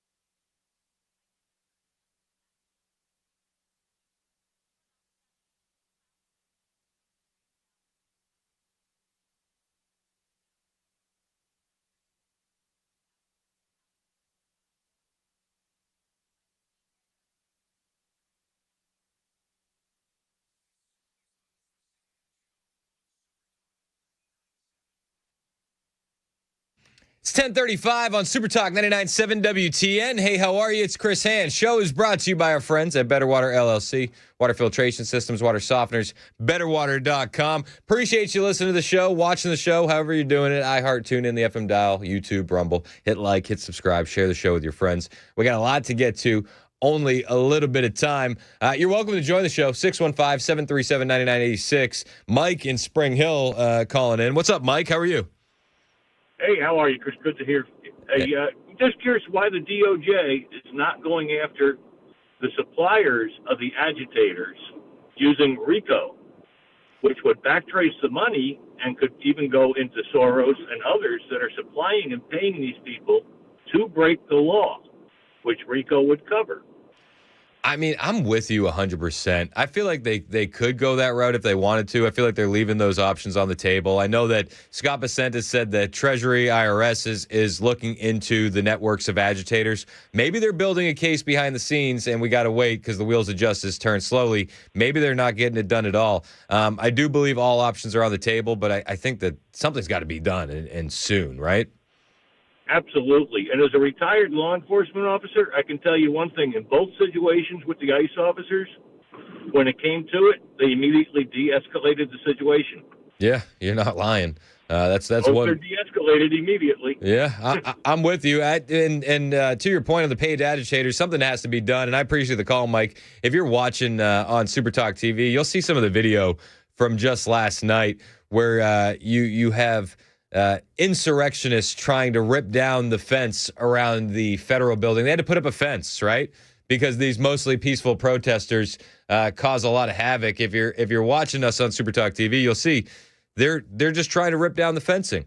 Then you see another guy, another video. Frontlines caught this, and it's a guy in front of that same ICE facility, and he's riding around emptying water on the streets. He's got like all these drums of water in the back of his blue SUV, and he's just driving around emptying water in front, hoping that it ices up and that the ICE agents will get hurt. They'll slip, they'll fall. It creates a bit more of a dicey situation when you're trying to enforce the law. But why can't we go after these people? Something's got to happen. I hope, I pray that we get the Insurrection Act, and I hope that Donald Trump pulls the trigger on that. Who knows if he does? Who knows? Only time will tell. Tom Homan, though, has said that these insurrectionists that we saw the other night, the ones that vandalized the vehicle and such, they are being hunted down and that they are working to arrest these individuals. He confirmed that last night on the Laura Ingraham show. Oh, hang on one second. I got too much audio running in the background. I gotta do better. I'm sorry. I apologize. This is Tom Homan last night on Ingram Angle. I got in front of the camera. My security team advised me that the person that stole that farm last night is now wearing a set of handcuffs in custody. So I was just advised of that before I got on the camera. So, and there's others. Others are coming. So the guy that stole the firearm, he's a future doctor. He's training to be a scientist and an engineer, I'm sure. And to get him through school, he joined the Latin Kings. So he's a good boy. They're going to be held accountable. But you're right. Look, Mayor Fry and the governor could end this right now. They could say, ICE, we want to work with you. ICE, we want to let you into our jails, and we're going to, respect your detainers. Any illegal alien that we book into a jail, when we're done with them, we're going to call you. So you can arrest them in the safety and security of a jail rather than us releasing them to the street. Then you got to send a whole team to look for them. They could fix this situation right now, because as of right now, what are these, these anarchists, what have they achieved so far? What have they achieved? Has ICE decreased their operations? No, we doubled down. We're arresting people every day, and we'll keep doing it. They haven't achieved anything other than violence. Yeah, he's right. And he went a step further during the same interview with Laura Ingraham, saying that the Trump administration is actually going to be creating a database of these leftist insurrectionists.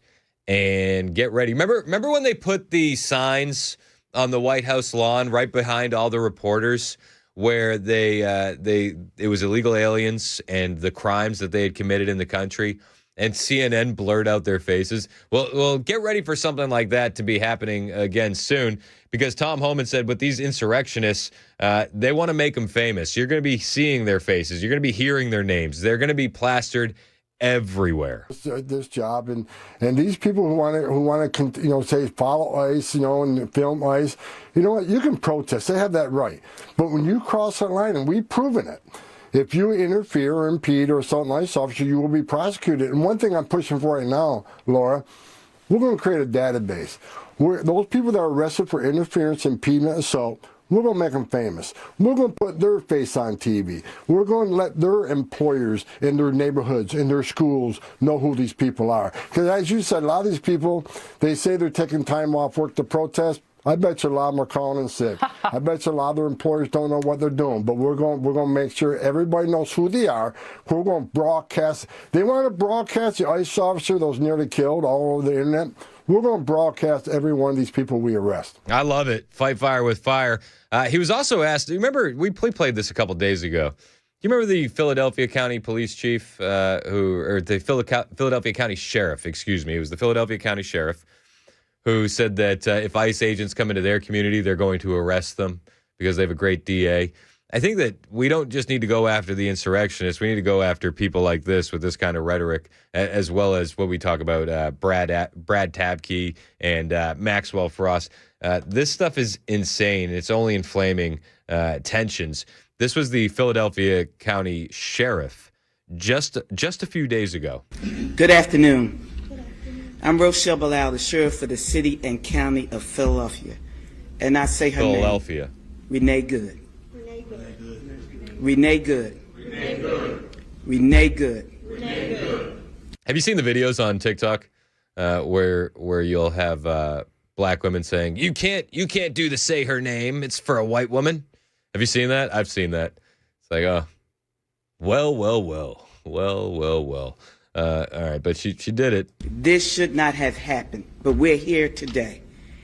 Let know that law enforcement professionals, real ones, not the fake made-up ICE, probably Trump's new army to attack citizens of the United States. Did you hear what I said? Yes. No law enforcement professional wears a mask. None. It actually happens all the time. Like a lot. Have you ever seen a SWAT operation? It's like, it happens. Don't firefighters wear one all the time? Yeah. I mean, she said law enforcement, but, it happens. I was thinking government official, None. But still.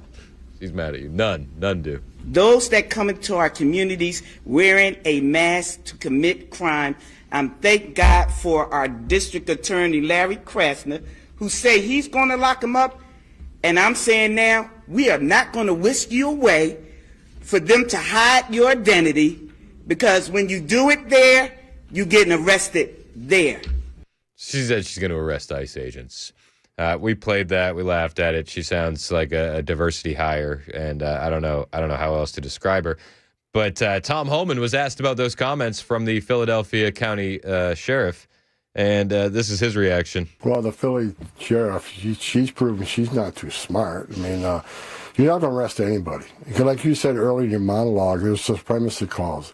If you interfere or impede ICE officers, I don't care if you're wearing a badge or not. You just committed a felony. So we're going to continue doing this job, and these people who want to say follow ICE, and film ICE, you know what? You can protest. They have that right. But when you cross that line, and we've proven it, if you interfere or impede or assault an ICE officer, you will be prosecuted. And one thing I'm pushing for right now, Laura, we're going to create a database. Yeah, we heard the database, but I love she's not very smart, clearly. And they say that ICE agents are coming into the communities to commit crimes, right? Not get gang members off the street, not get illegal alien criminals off the street, not arresting child rapists. This is the narrative that you're seeing from so many Democrats in so many high offices, and it's disgusting. Caroline Leavitt talked about this yesterday during the press briefing, and while she was talking about the people that the Democrats are defending, she was holding up mugshots of the illegal aliens that have been taken into custody by ICE. But I would ask that the governor stops inciting the harassment and illegal obstruction of law enforcement in his state. All ICE and federal law enforcement are trying to do are remove people like this off of the streets of Governor Walz's city in Minneapolis and of his state in Minnesota. And she holds up the mugshot that you've probably seen a few places. It's a Bill Malhusian tweet. and it's got all of the illegal aliens that ICE has so far taken into custody in Minneapolis. We detailed many of them here on the show. They'll scream and they'll harangue about Renee Nicole Good, but they have nothing to say when ICE takes a child rapist off the street. Nothing. And Caroline Leavitt is exposing them for their hypocrisy. If you look at some of the individuals in this photo, these are all illegal alien criminals who came into our country under the previous administration. This is some of the most disturbing crimes you will ever read about. And there's only a few reporters in this room who will actually talk about these individuals. This is all ICE is trying to do. They are trying to remove people like this from Governor Walz's state. And so, yes, he should pick up the phone and he should say that he will cooperate with this president and with the federal government in making Minnesota safer, because that's all President Trump and his administration want to do. But he doesn't do that. Governor Walz, in particular, has stated on a couple occasions that he's actually at war with the federal government. He has pushed lies, saying that ICE is going door to door asking neighbors to point out neighbors who are people of color, which is just bovine scatology to the highest degree. But this is what we get from Democrats like Tim Walz. This is what we get from the Democrat media as well. And it's disgusting. Caroline Leavitt called that out as well. People using their platform to spread these lies, they need to be held accountable. The president's Truth Social post spoke very loud and clear to Democrats across this country, elected officials who are using their platforms to encourage violence against federal law enforcement officers, who are encouraging left-wing agitators to unlawfully obstruct legitimate law enforcement operations. And if you talk to any law enforcement officer, no matter what level they work at, they want to be working with their counterparts, whether that's at the federal level or the federal authorities wanting to work with their counterparts at the state and local level. And it's truly shameful that now for more than a year, you've had elected Democrat governors and mayors who have basically held their state and local law enforcement hostage and told them, you cannot cooperate with federal law enforcement. Why? They cooperated under the Biden administration. It's because these Democrats are deranged in their hatred for President Trump. I mean, is she lying? Where's the lie? Where's the lie? There's a lot of good law enforcement officers out there. There are some questionable ones, and I look at the Minneapolis police chief, but I was surprised earlier this week when the Chicago police chief comes out in defense of ICE agents, saying that if you use your vehicle to ram them, bad things are probably going to happen to you. And I do tend to agree with Caroline. The majority of police in this country, the overwhelming majority, would much rather be working with ICE than dealing with the chaos that is happening in the streets of cities like Minneapolis. Caroline Leavitt continues. And they are holding their state and local law enforcement hostage as a result. And these Democrat mayors and governors are doing this over what? Over the lawful and legitimate law enforcement operations to remove violent criminals from the streets of Minnesota, from the streets of California, from the streets of New York, and from the streets of every state across this country. I mean, everybody was so upset, so up in arms that another shooting happened in Minneapolis. And then as details became available, it was a targeted enforcement operation against an illegal alien Venezuelan. Then as more details became available, we found out that this illegal alien was arrested and released before ICE could even lodge a detainer. And it led to riots and chaos in the street because two other illegal aliens jumped in and an officer had to use his weapon in self-defense. Had Minneapolis and Minnesota allowed that ICE detainer to be lodged and held on to that illegal alien, there would have been no chaos in the streets. And Democrats know this. For some reason, I believe that the Democrats think the chaos is benefiting them, but I think the American people tend to see through it. You want to join the show? 615-737-9986. Our friend Dave in Smyrna has a comment on that Philadelphia sheriff. What's up, Dave? How are you? What's going on, brother? Good to talk to you. Likewise, man. How we doing? I'm good, man. So I had to call you because my wife and her family are originally from Philadelphia, and when I say Philadelphia, I mean Kensington, the not nice part of Philadelphia. Kensington looks like a zombie apocalypse right now, where everybody's just doubled over doing the fentanyl. It's rough, and you know, like they got out a long time ago. They left in I think 1988, but like. Their house was on cops twice back in the day. Oh, jeez. Yeah. So I've been to Philly a lot. When we lived in Pittsburgh, we used to go see your family there. Philly is it's a great town. It's always had that reputation like Baltimore. It's always been a grimy city. Yeah. It's always been a rough town, but it has always been a really cool place. Philadelphia, Independence Hall, Constitution Center, great restaurants. It has always been a really cool place to go.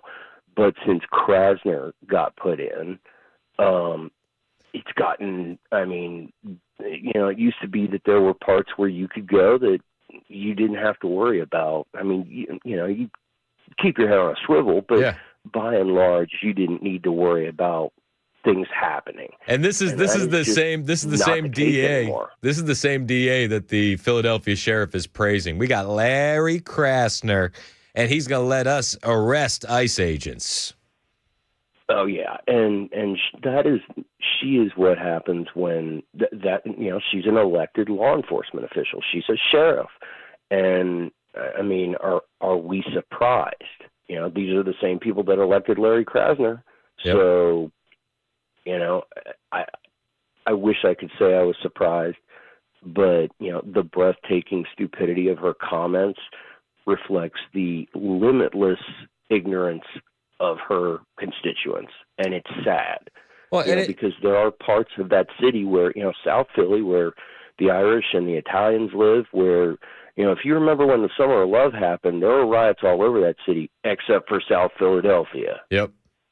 But at a certain point, those guys came out on the street and said, "You're not going to do this in our neighborhood." At a certain point, though, do you look at cities like Philadelphia? Are they too far gone? Are they lost?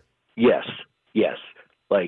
And I'll tell you that straight up. I've told my wife, and she agrees. Same with D.C. We used to go to D.C. all the time. We won't go to D.C. We will not go to Philly anymore. PA is. I lived in PA for 13 years. I lived in Pittsburgh. PA has probably some of the most lax gun laws of any northeastern state. You'd be hard pressed to tell the difference between PA and Tennessee, other than they don't have open carry. Right. But not in the city and county of Philadelphia. Oh no, it's its own little California right there in Pennsylvania. Yeah, I lived in protect yourself. And I lived in Pittsburgh for a couple years as well. We were in the Point Breeze neighborhood. Pittsburgh is dicey too. Not as bad, not to the extent of Philadelphia, but you go down to areas like Wilkinsburg and like that, and it's a mess. Knoxville, It's an Beltuver, all that stuff. 100%. That's every blue we lived city. in Dormont. Okay, yep, I know exactly where you're talking about. We almost moved there. We wanted to be able to take the train to downtown. Then everybody's like, "Don't do the trains." I miss that. Yeah, but they were like, I miss that. Going to Steelers games. Pittsburgh was so weird, though, the way they prioritized buses over the trains. Yeah, that was baffling to me. The T was, I know light rail has had its day, and Pittsburgh put theirs in the 70s, I think. Yeah. But it was invaluable. And it was really nice to be able to go to work downtown and not drive. That's one of the only things I miss about living up there. I don't miss freezing to death, but that's like the only thing that Pittsburgh does right is the public transportation. Oh, and they do it all the way. Yep. Their buses run everywhere. The T runs, pretty far out. Yep. And they cut that tunnel under the Allegheny River to go to the casino and then Heinz Field. So they extended it. It's a cool town, and I gotta be honest, when you look at crime comparatively, it sure isn't as bad as Memphis or certainly Philadelphia, and I'm guessing that it's a smaller city than Nashville, but it doesn't seem like they're as bad as some of the stuff we got going on here sometimes. And it pains me to say that as a native Tennessean. It pains me to say that. Yeah, I don't think you're far off. Hey, Dave, I'm up against it, but I appreciate the call, my man. Call in anytime. It is 10:55. This is Super Talk 99.7 WTN.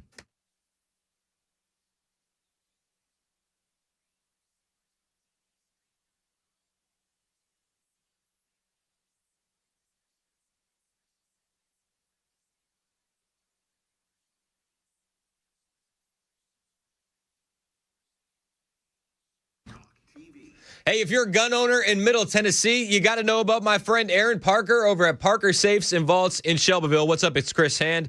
Securing your firearms, it's not optional. It's part of being a responsible gun owner. And a real safe is going to protect way more than just your guns. Parker Safes and Vaults in Shelbyville, they got everything in stock. All the big brands, all the big names. And they review every safe that they have on their YouTube channel, so you can know what you want to buy before you even hit the showroom. Go to YouTube and search for Parker Safes and Vaults and find what you like. They got all sorts of safes, heavy-duty, fire-rated safes that'll secure the rifles, the pistols, the ammo, but also the jewelry, the birth certificates, the passports, the photo albums, the stuff you can't replace.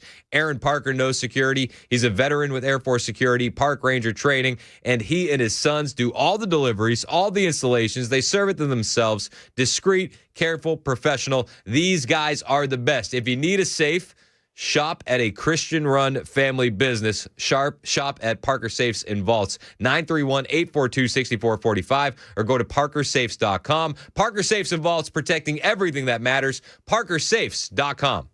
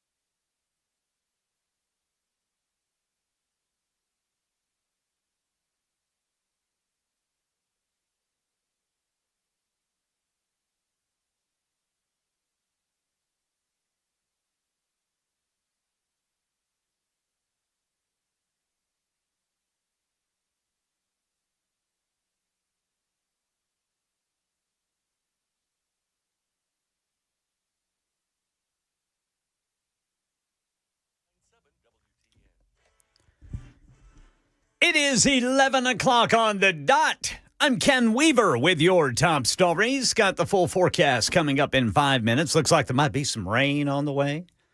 Right now in Middle Tennessee, a Shelbyville Central High School teacher is under arrest on multiple child sex crime charges.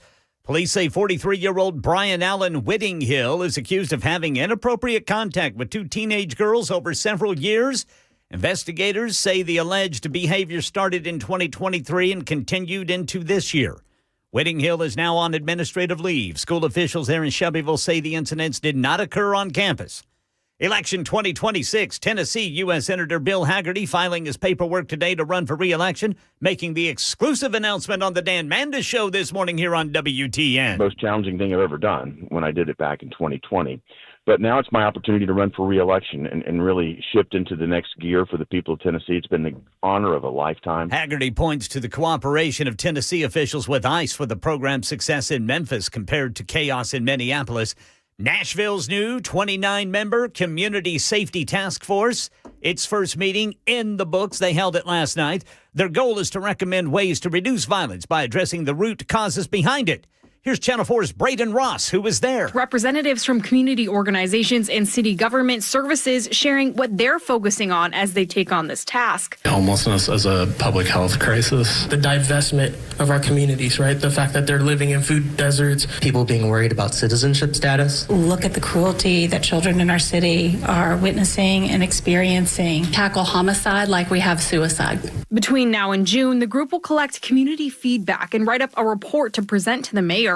Their next meeting is scheduled for January 28th at the East Park Community Center. More streaming services raising prices. The latest, Paramount Plus and Spotify. Paul Erickson, principal analyst at Omdia Media and Entertainment, telling ABC News that so far, consumers are still willing to absorb those price hikes. The cost of content is always going up. So I don't know where it stops, but obviously it has to stop somewhere because eventually consumers will reach their limit. Well, it's not going to matter much to a couple of Tennessee lottery players who had a big night Wednesday. Fox 17 says a Powerball ticket sold in Clarksville matched 5 numbers and with Power Play is now worth $2 million. That lucky ticket purchased at the Shop and Go market on Canelo Drive. And in East Ridge, someone hit the $400,000 Tennessee cash jackpot with a ticket bought at Food City on Ringgold Road. That's the latest news. Weather's next. I'm Ken Weaver, WTN News.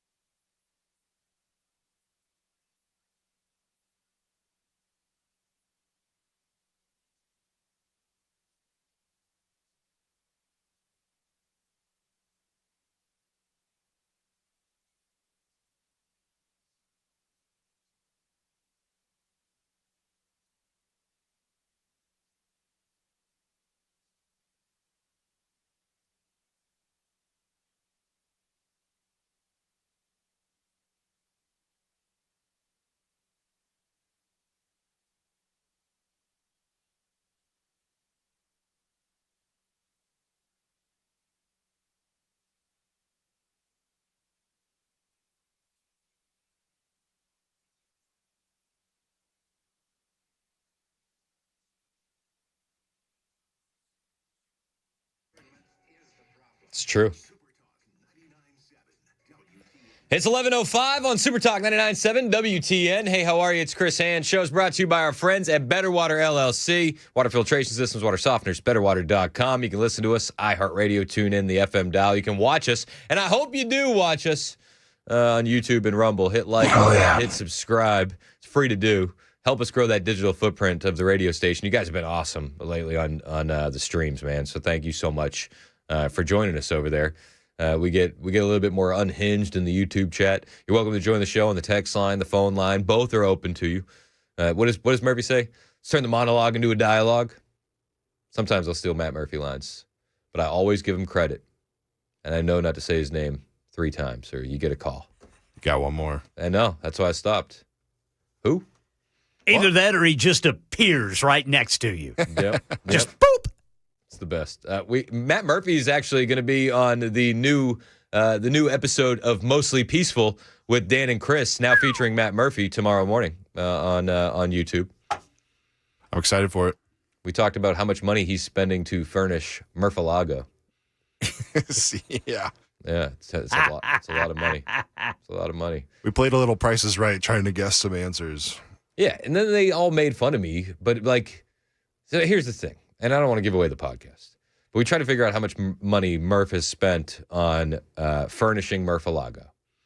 And the guys tell me that we're doing Price is Right. So I go full Price is Right, which is closest without going over. Yeah, you're in the proper mindset. You know what I mean? Like I go attack that thing. Like I got Bob Barker standing next to me saying you got to neuter and spay your cats. You know what I mean? So that's how I go into things. You tell me it's Price is Right, that's what I do. And then they tried to roast me for it. Yeah, they immediately tear down their own system. Whatever. Yeah, it's like they build up a bit and then they just ignore the rules. So I was very upset with them. Podcast drops tomorrow. Yeah, it's a good one. Sounds like it's not going to be very peaceful. It was anything but. It's mostly. It was the Minneapolis edition of Mostly Peaceful. Speaking of which, Insurrection Act is on the table. Tom Homan last night said that he is meeting with President Trump today, my friends, to discuss the Insurrection Act. He said so much to Laura Ingraham. Is it time for the Insurrection Act, or would that just add gasoline to the fire? Well, I'm not going to get ahead of the president on that, but it's certainly an option, a viable option. So actually, I'll be meeting with the president tomorrow. So, I think it's something that needs to be on the table because this cannot continue. There is going to be more bloodshed. I'm telling you. I hope I'm wrong, but I haven't been yet. There's going to be more bloodshed if something hasn't done. Yeah, so it's on the table. They're going to be talking about it today. That interview was last night. He said tomorrow. He meant today. We actually had Senator Haggerty on earlier this morning during the crisscross handoff with Dan Mandis when we do that break in between the two shows. And Senator Haggerty, he's running for re-election. I'm sure you've heard in the newscast. He's very excited, very hype. Big hype Haggerty. And I asked him about the Insurrection Act, and he said, yeah, he thinks it's time as well. So he did. He kind of gave me the same answer that Tom Homan gave last night. I don't want to get ahead of the president, but when you look at what's happening, it's hard not to see a scenario where the Insurrection Act isn't needed. And what's happening is rhetoric from the Democrats that are making the situation far more violent, far more dangerous. And it's rhetoric like this. Minneapolis City Council President Elliot Payne saying that ICE agents are a militarized force, saying that it's unconstitutional. He said so much on CNN just yesterday. This is the rhetoric we're talking about. And I'm not just talking about our immigrant neighbors. I'm talking about civilians. I'm talking about citizens. I'm talking about everyday people just trying to get to work. They're getting harassed on the streets with fully militarized forces. Now, fully militarized forces. They're getting harassed. You know, it's funny. It's funny to me that being harassed by an ICE agent, I'm using air quotes, that's such a big deal. But they never mention all the videos that you see online where those everyday Americans are trying to get to work and they encounter a wall of leftist protesters that won't let them by. Yeah, weird. That's not an issue. It's the ICE agents that are the issue. You know, while they're cleaning up the street of child rapists, murderers, gang members, future doctors and scholars. You know the type, the usual suspects. This is the rhetoric we're talking about. This is the rhetoric, which is why the Insurrection Act is on the table. Minnesota State Senator Bobby Joe Champion. He was on, was it MS Now or CNN? One of the talking head networks. I think it was MS Now. We don't do MSNBC. We don't dead name on the Chris Hand Show. But Minnesota State Senator Bobby Champion, he got on MS Now, and he just lied about ICE. He downplayed the attacks, and he said that what they're doing is what the leftists are doing is just misbehaving. That's all. They're just misbehaving. You know who they are. We are a loving, caring, law-abiding area and state. We have those who will always misbehave and not do some of the things or do things that we're not always proud of. But I also understand that Minnesotans who are law-abiding can get frustrated as well, right? You know, people be misbehaving. They don't think it'd be like it is, but it do. Just like little stuff. You know what I mean? Like vandalizing federal vehicles and stealing the firearms out of the trunk. Just misbehaving. It's just misbehaving. ICE is obviously the ones to blame. Representative Mike Davis was on Fox News yesterday with Will Cain.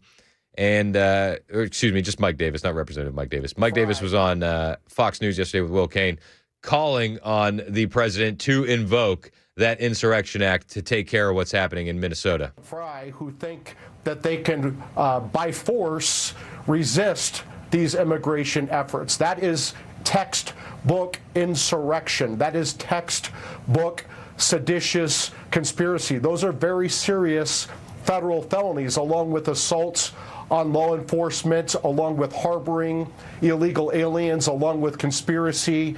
Generally, I would say to Governor Walz and Mayor Fry, you're playing a very deadly game here, and you could end up in federal prison if you do this. In addition, the president can and should invoke the Insurrection Act, which is passed by Congress to allow the president to federalize the Minnesota National Guard to assist federal law enforcement in executing federal immigration laws and to put down this insurrection. And in fact, it has led to bloodshed. 2 individuals emerged from an apartment last night, seemingly taking up Fry and Walz on their invitation. And make no mistake about it, it is an invitation by these Democrat officials.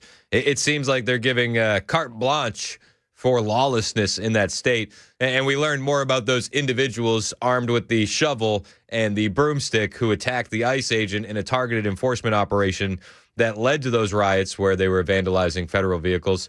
And we learned that it was just some Venezuelan illegal aliens. Neighbors, I'm sorry. It says here, neighbors. That's how they describe them in Minnesota. But you have elected official after elected official demonizing ICE, demonizing the Trump administration, going full orange man bad, TDS. And what we really need is the exact opposite. Todd Lyons, acting ICE director, it said as much yesterday on Fox News. He said we could really use some Democrat officials saying, guys, you can't assault federal agents.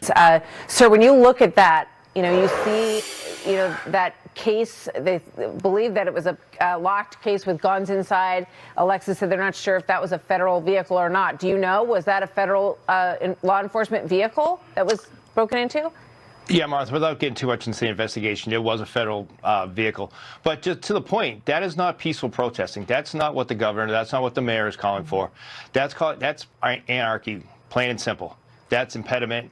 And unfortunately, that's what ICE agents are encountering every day. Yep. What we really need is elected officials to say, you can peacefully protest, but not like that, not throwing fireworks, not breaking into vehicles, not putting your hands on ICE agents. But instead, they just keep increasing the rhetoric. And that's why you keep seeing this night after night, what the men and women of ICE and our other federal partners and to a fact, local law enforcement are encountering daily. Yeah, and that's why we need the Insurrection Act. It needs to happen. I'm here for it. As much as the Democrats are just going to lose their ever-loving mind, time is now. We got to strike while the iron is hot. It's probably past time to do it. Let's be perfectly honest. We've seen absolute chaos out of ICE facilities night after night after night in places like Portland. We've seen the ambush at the Prairieland facility. We've seen what happened in Dallas. Now we're seeing Minnesota. It's time for the Insurrection Act. They mentioned the federal vehicles. It was just that there was a future scholar, a young scholar, future doctor, engineer, scientist, who I am assuming he must have known that those weapons in the back of the federal vehicle would have fallen into the wrong hands had he not acted immediately. So he appropriated said firearms to bring them to a safe location. And yes, he is a Latin King gang member, but that he's just doing that part-time to get through school on his way to becoming a doctor, I'm sure. He's probably a good boy who didn't do nothing wrong.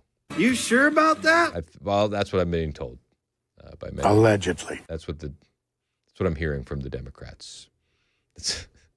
I mean, even I think just as late as last night, they're like, another shooting in Minneapolis. Minneapolis man shot. And it's like, okay, illegal alien Venezuelan actually is what happened. And facts do matter. That's why we have the Trump administration battling against it every single day.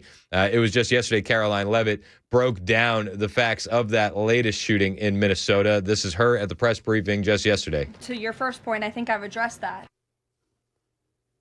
these Democrat governors and mayors in not just Minnesota, but in states across the country are essentially, they've referred to ICE agents who, again, are brave men and women. And I would encourage everyone in this room, and I would encourage Governor Walz and other Democrats who are demeaning law enforcement to sit down and have a cup of coffee with an ICE agent or a Border Patrol agent. These are great, patriotic men and women who have families, who put on the uniform every day and are following our nation's immigration laws at the direction of their bosses and again, at the direction of the law. They are simply trying to enforce the law.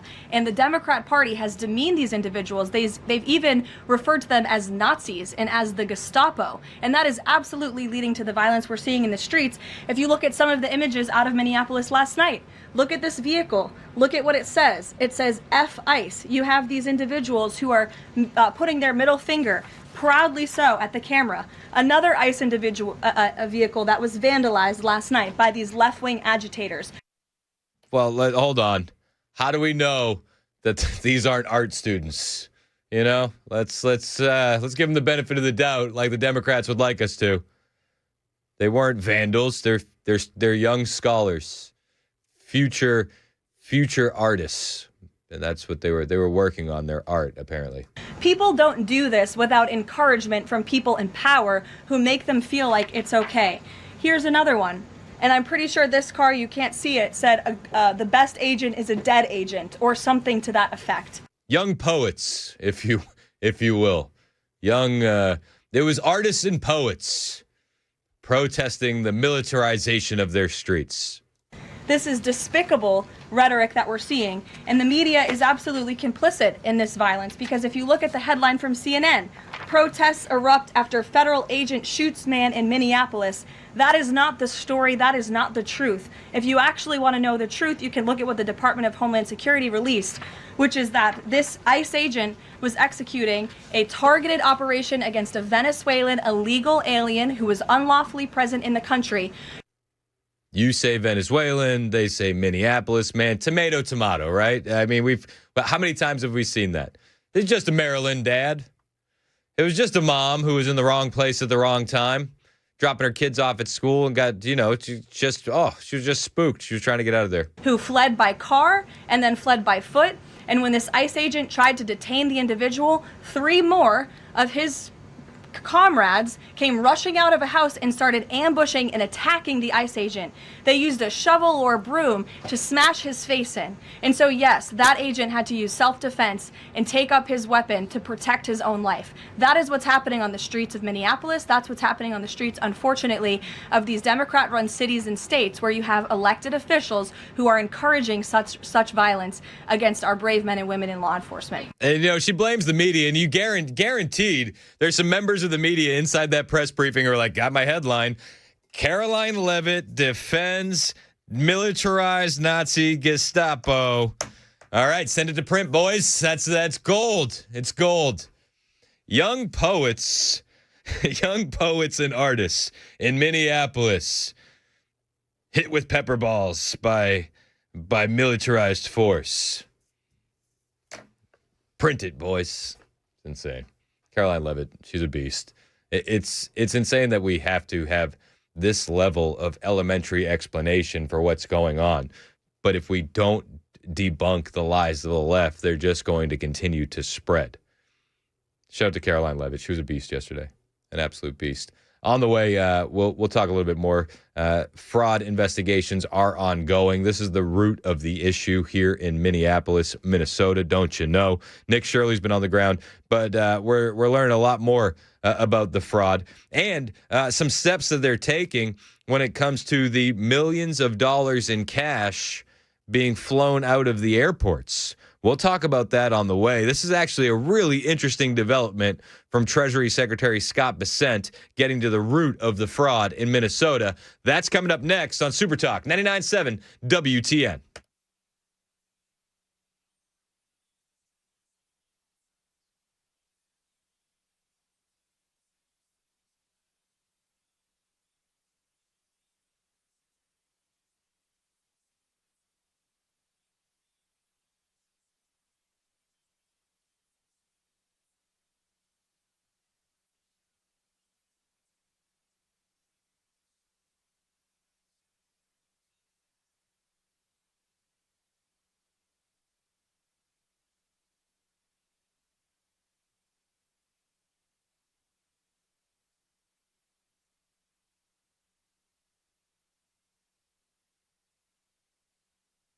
And we've maintained from the very beginning that the American people just deserve the truth, the whole truth, and nothing but the truth as it relates to the Epstein files. Another email shows Democrat fundraisers invited Epstein to an event or to meet privately with Hakeem Jeffries. So Hakeem Jeffries' campaign solicited money from Jeffrey Epstein. We believe in transparency. We believe in accountability. We believe in due process. And let me be very clear about Stacey Plaskett. She's a woman of great intelligence and a woman of great integrity. And I got a text from Jeffrey Epstein, who at the time was my constituent, who was sharing information with me. They've arraigned a Democratic member for taking a phone call from her constituent, Jeffrey Epstein, in the middle of a hearing. One thing he's clearly doing is changing the subject from a different form of crime, which is child sex trafficking, which Jeffrey Epstein was a mastermind of. I have a feeling we're going to learn about how deeply tied into the left Epstein really was.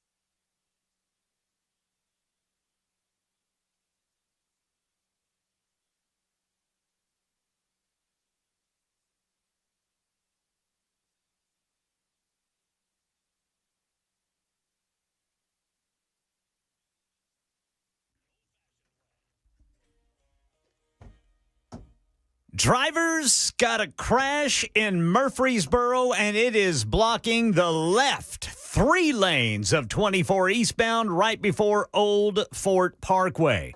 And the federal government launching a new study on whether cell phones are causing cancer. Details at 11:30 on Super Talk 99.7 WTN. Have you ever read the fine print on the cell phones? I have not. How far you're supposed to keep it away from you? No. And how you really shouldn't be holding it up to your ear. You should be keeping it on speakerphone and away from your head. That's why I'm always speakerphone. Well, that's not why, but I'm just always speakerphone. I want to go back to the landlines. I think we should too. I think we should have landline access at least. I miss being a young man and twisting myself up in the phone wire while I was talking to a girl. Yeah. And then, pretending like I'm wrapped up in vines or something. You know what I mean? I got to get out of there. Yeah, sitting in the pantry Yeah. with the door closed, eating all the cookies while you're talking to some pretty girl. Spying on your older sister. Yeah. You know, you like gently pick up the phone upstairs and put it to your ear. Try not to breathe. People don't think it'd be like it is, but it do. But it do. It do. It do. Hey, people be texting. We'll read some of your texts on the way. 615-737-9986, plus some of your phone calls. We were talking about fraud. This is the root of the issue in Minnesota.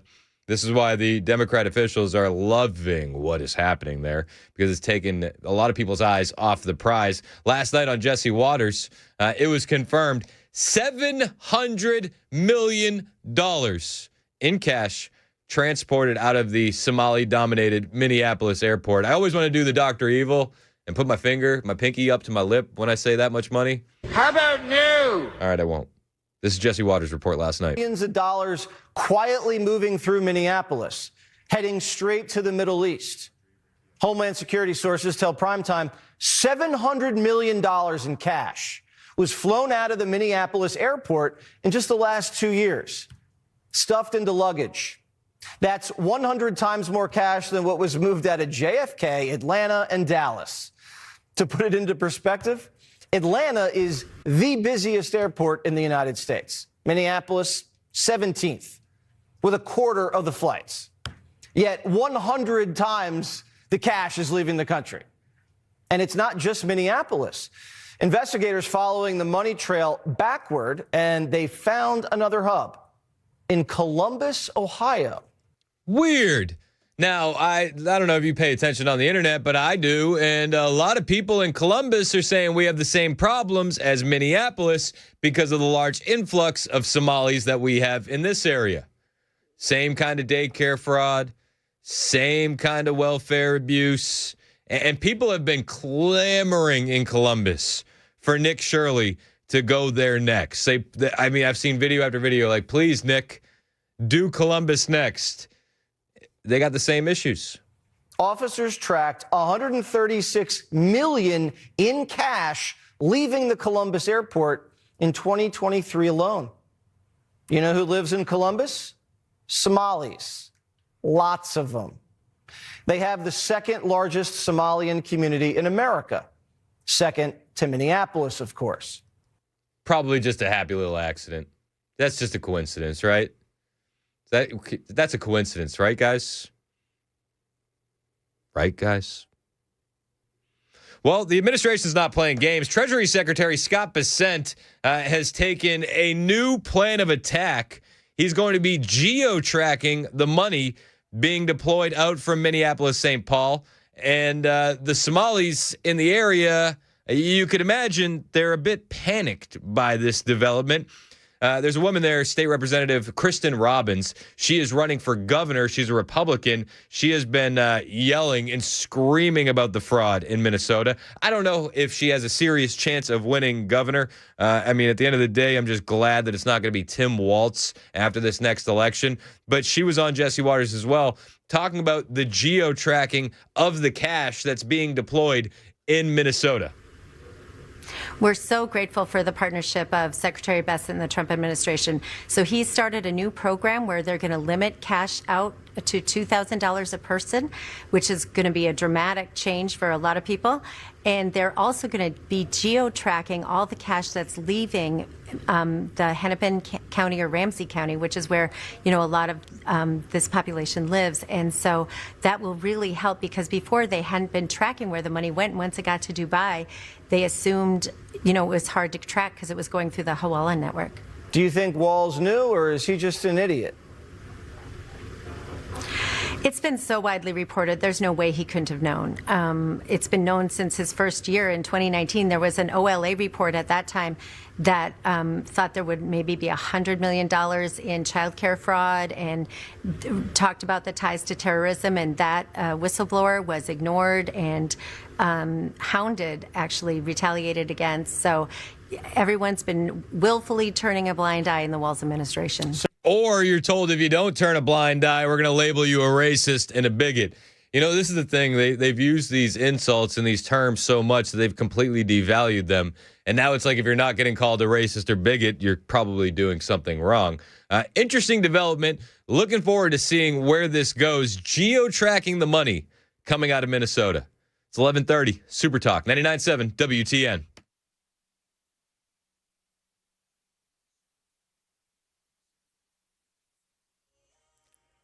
$11:30 on the dot. I'm Ken Weaver with your top stories. Got the full forecast in 5 minutes. The U.S. Health and Human Services Department's launching a new study on cell phone radiation.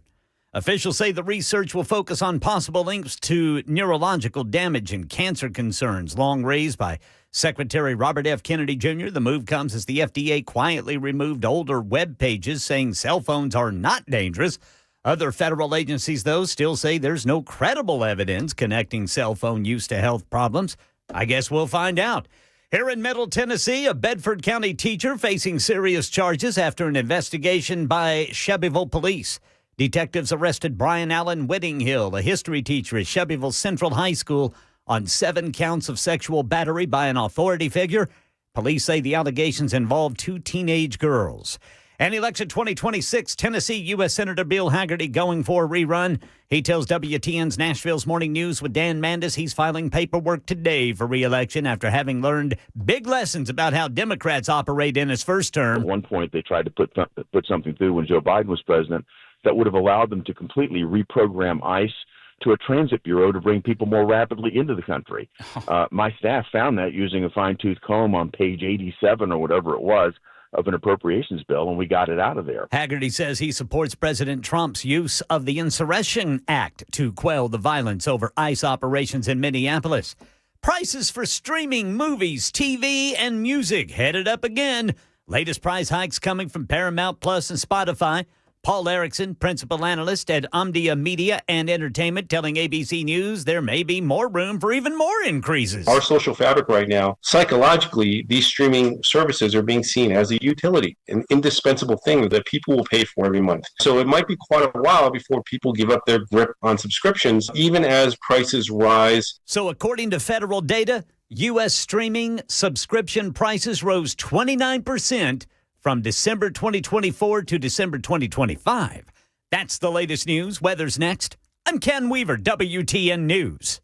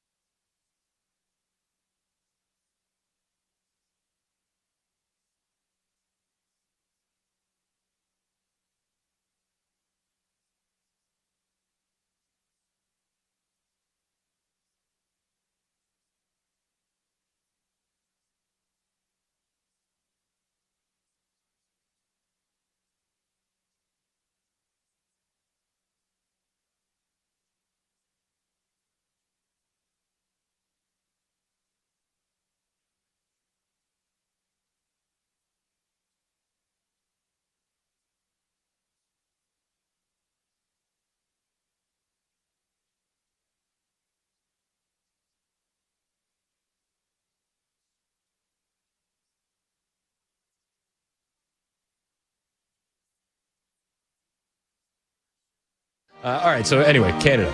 In the unlikely event that you find yourself the victim of a home invasion, we are urging citizens not to take matters into their own hands. But don't engage unless absolutely necessary. Is that so? Don't take matters into your own hands?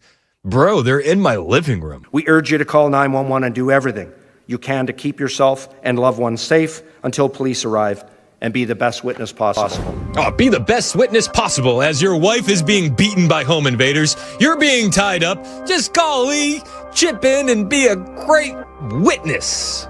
You know, Superman, and then, you know, you got Bizarro. In Florida, they're like, we're going to shoot you stone cold dead. This is Bizarro, Florida. Is that what Ontario is? It's close enough.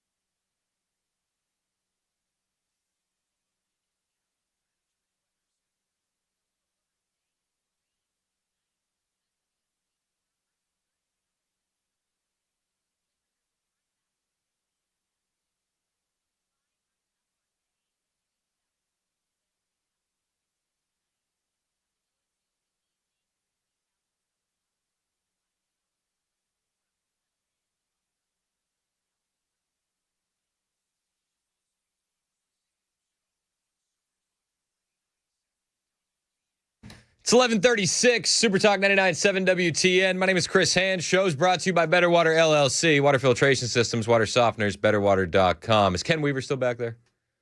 Is Ken back there? No, he's nervous. He knows that Mason is coming for his spot, so he's not lingering back there. He's not going to wait around. No, he's dodging all questions. Yeah, he's dodging everything. Mason's going to be doing the newscast on Martin Luther King Day. Yep, Monday morning. Newsman Mason. I'm a little nervous.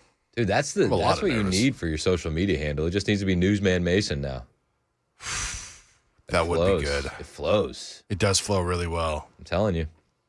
I'll see what I could do. All right. Hey, speaking of social media, do you follow my friend Joe Bob? Yeah, I do. He's great. Did you see what he posted yesterday? No, what'd he post? So you know that Tim Walz is saying that ICE is going door to door looking for people of color? Yeah. Joe Bob is he's of Samoan descent. Mm-hmm. So he posted a response to that. Okay. Are you ready for this? I'm here for it. All right. This is my friend Joe Bob reacting to Tim Walz. ICE agents are going door to door, ordering people to point out where their neighbors of color live. You could point them to my house. They could probably use some encouragement. Maybe my wife can also bake them some cookies. And then we can point them to our neighbor down the street so that we don't have to wake up to Bad Bunny and fireworks at 1 o'clock in the morning on a Tuesday. That's a nasty one. That's nasty. Jeez. We were talking, man, and like Joe Bob doesn't live in like a bad area in California. No. But, like, I do believe that he's woken up to fireworks and Bad Bunny at 1 a.m. on a Tuesday, and it's like, California's a mess. Yeah, and it definitely wasn't 4th of July. Wasn't New Year's. No. Regular Tuesday. That was just a Tuesday. What are you guys celebrating? It's not Monday anymore? Oh, based. All right. Maybe you're okay. 11:38, time for the lightning round. It's the lightning round with Chris Hand. I mean, you knew the lightning round was coming. I know, but you threw me off with the whole news thing. You got to be quicker when you're doing the news. I know. Than you are during the lightning round. Now, do you know why I'm scared? All right, we got a lot to get to in the lightning round today, man. I got some good stuff. I got some stuff that people might like. Oh, yeah? Yep. Now, let's start here. First story in the lightning round. 80,000 Chevy vehicles have been recalled over a defective pedestrian alert system. Ah. Or in Florida, they call it protester defense mode. General Motors recalled more than 80,000 vehicles due to a defective pedestrian alert system, federal regulators said on Thursday.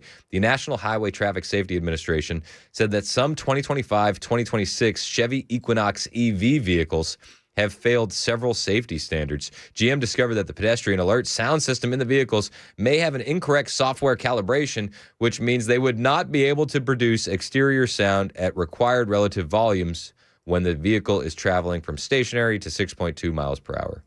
So you just be careful if you're walking in a parking lot and you see a Chevy Equinox EV the next couple weeks. Yeah, just watch your step. Got to keep your head on a swivel out there. They can't warn you that they're coming. No, they can't. They can't. I got another story for you here in the lightning round. What was that? Are you straining yourself to hit the lightning? Are you okay? Listen, I'm in a knee brace. Did you running back and forth? Did you pull something? Maybe. Somebody check on Mason. No. Still in the car realm. Okay. All right. Do you remember when they were peacefully protesting Tesla by firebombing the dealerships? Yeah, I vaguely remember that. They were mostly peaceful firebombs. Mostly peaceful. A 35-year-old man who set fire to a Tesla Cybertruck and attempted to burn down a Tesla dealership in Mesa, Arizona, has been sentenced to 5 years in prison, followed by 3 years of probation. Good. Play stupid games, you win stupid prizes. Arizona's family reports that Ian William Moses received his sentence in federal court for an arson attack that took place at a Tesla dealership in Mesa during the early morning hours of April 28th. The incident took place at the facility located near Southern Avenue and Sossaman Road. Moses will serve 5 years in federal prison, after which he will be the subject to 3 years of supervised probation. I am a big fan of seeing accountability and justice served. The wheels of justice move slowly. This took place in April. He's just getting his sentence, but still good. Remember how insane these leftists were in the beginning of the year, firebombing all the Tesla dealerships? It's like, what are we doing? And now they're finally getting their due justice. What? There are consequences to my actions? No. Many leftists very confused with this stunning development. Got another story for you here in the lightning round. This one, we're gonna piggyback off Tesla. We're gonna stick with Elon Musk. Elon Musk turns off Grok's AI ability to generate sexualized images of real people after global backlash. I think this is a good thing. What are people doing? People do it. So I know. I'm saying it's dumb. Like, why? Why are they doing this? Saw all of this happening. I saw all of this happening on the internet. And this reporting is relatively fresh, just from yesterday. But I will tell you this, and this is just me. I took a picture of my wife, put it in there. I said, "Generator naked," and I just it wouldn't do it for me. Good. But so I don't know how people are getting that done. Is basically my point. They're probably using some weird word workaround. I don't know. Because I tried. I don't know. I was like, how easy is this? And I don't know. I felt like a boomer. I was like, how do I do this? How do I work this? Bunch of gooners online. Yeah. Finding weird descriptors and. Yeah, it's all about the prompts, right? So I don't know how it works, but apparently Elon Musk's X platform confirmed that it has implemented technological restrictions preventing Grok from editing sexualized images of real people by putting them in revealing clothing such as string bikinis. The announcement came after global outrage emerged when researchers discovered the AI chatbot was complying with some really awful requests to digitally undress images of adults and in some cases, children. Ew. I know, it's really effed up. So they got it under control. It is completely shut down. That's good news. That's great news. When people make noise, things change. I'm here for it. I got another story for you here in the lightning round. Okay. This one is wild. A rare tropical disease that can kill humans and dogs is spreading through San Francisco. You ready for this? It's really percolating at the homeless camps. Percolating? It's percolating.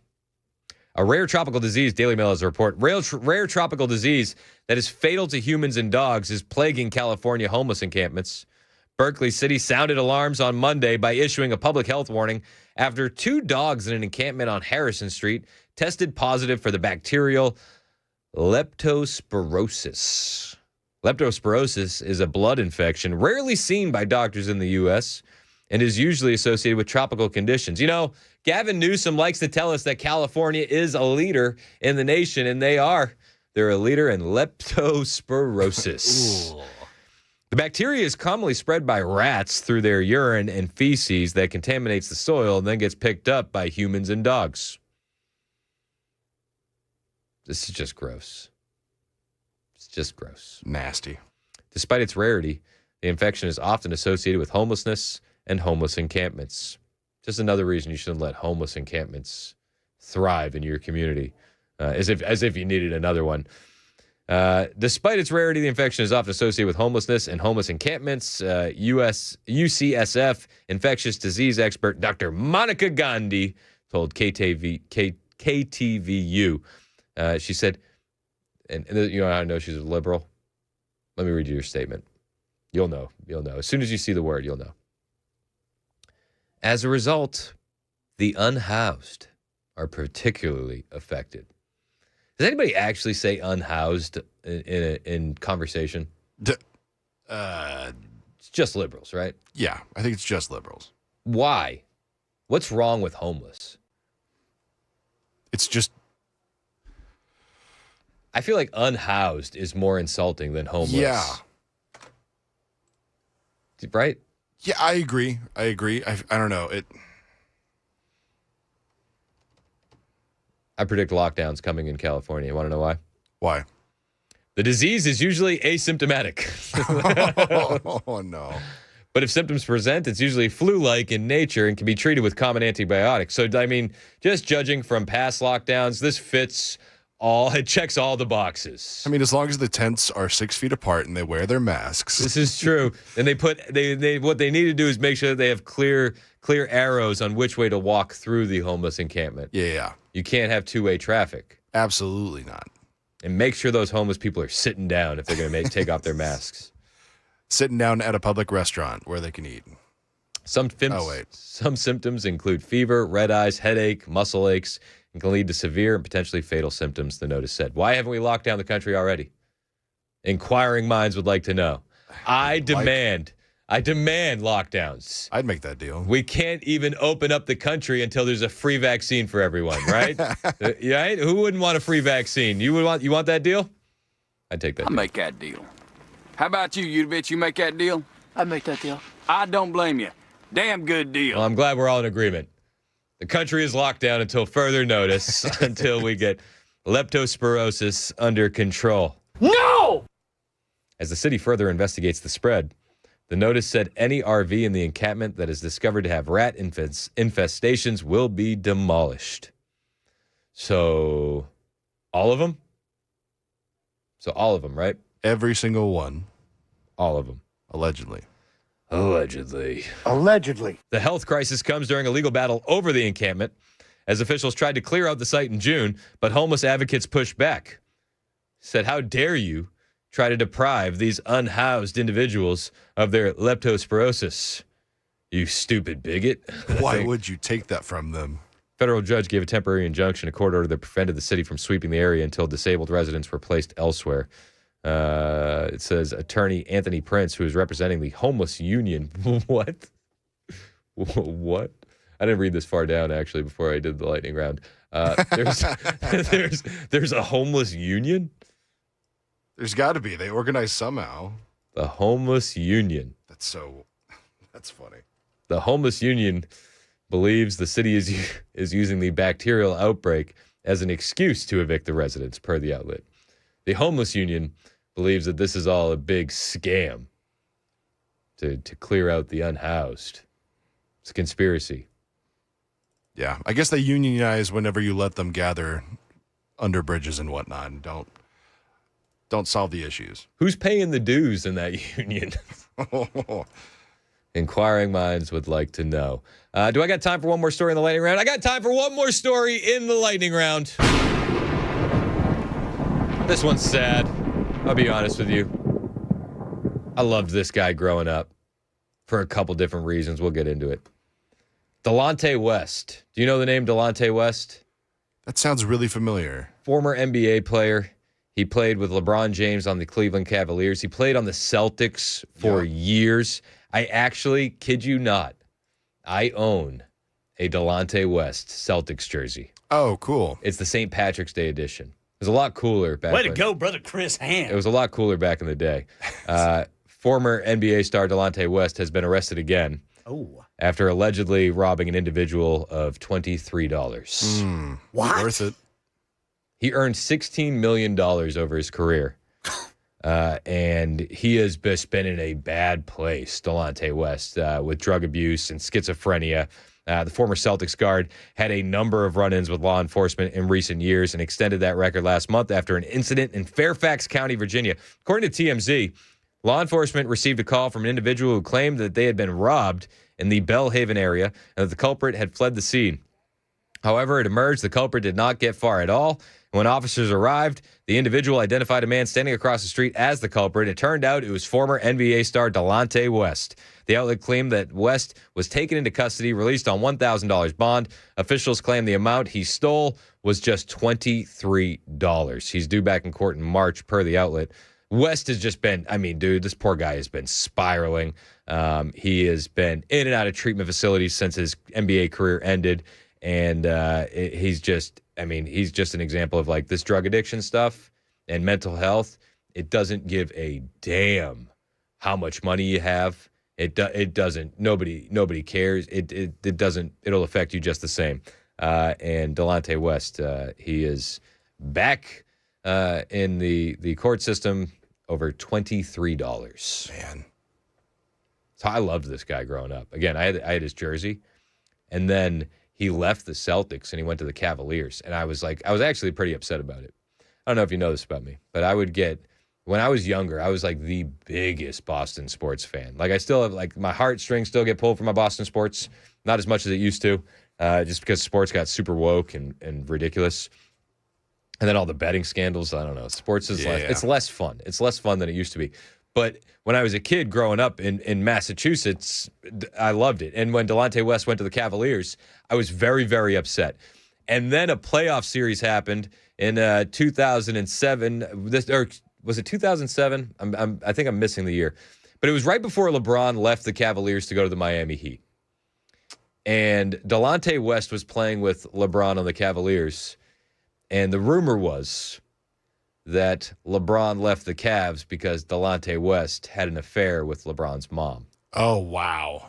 And as a young Boston native, I immediately loved Delonte West again. 11:52, it's Super Talk 99.7 WTN.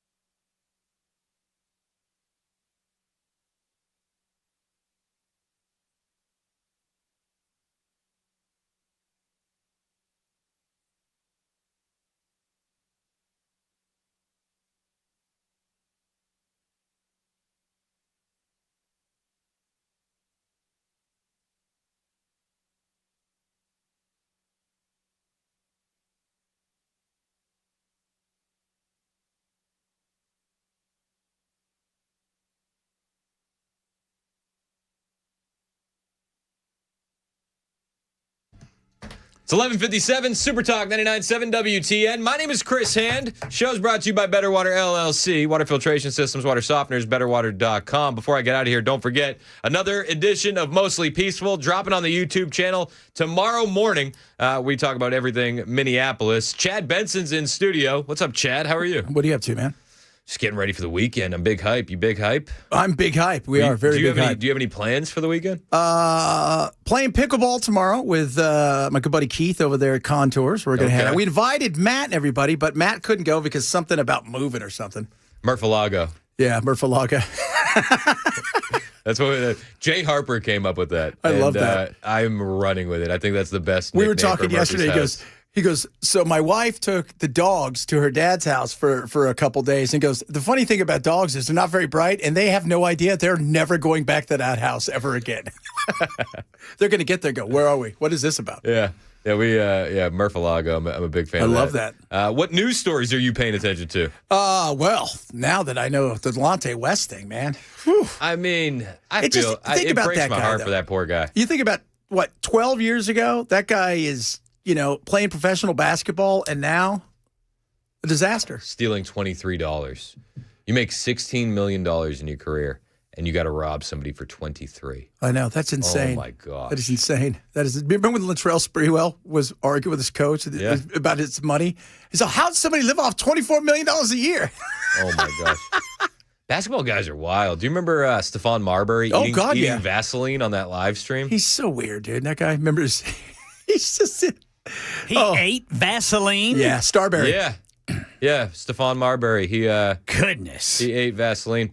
And yeah, he was a weird guy. But I just remember Latrell. Remember Latrell? Latrell, he choked his coach. Remember that? Yeah. Oh, yeah. And then he showed up in court with cornrows. And Chris Rock saw, you can't show up to court with the #1 hairdo at Rikers Island.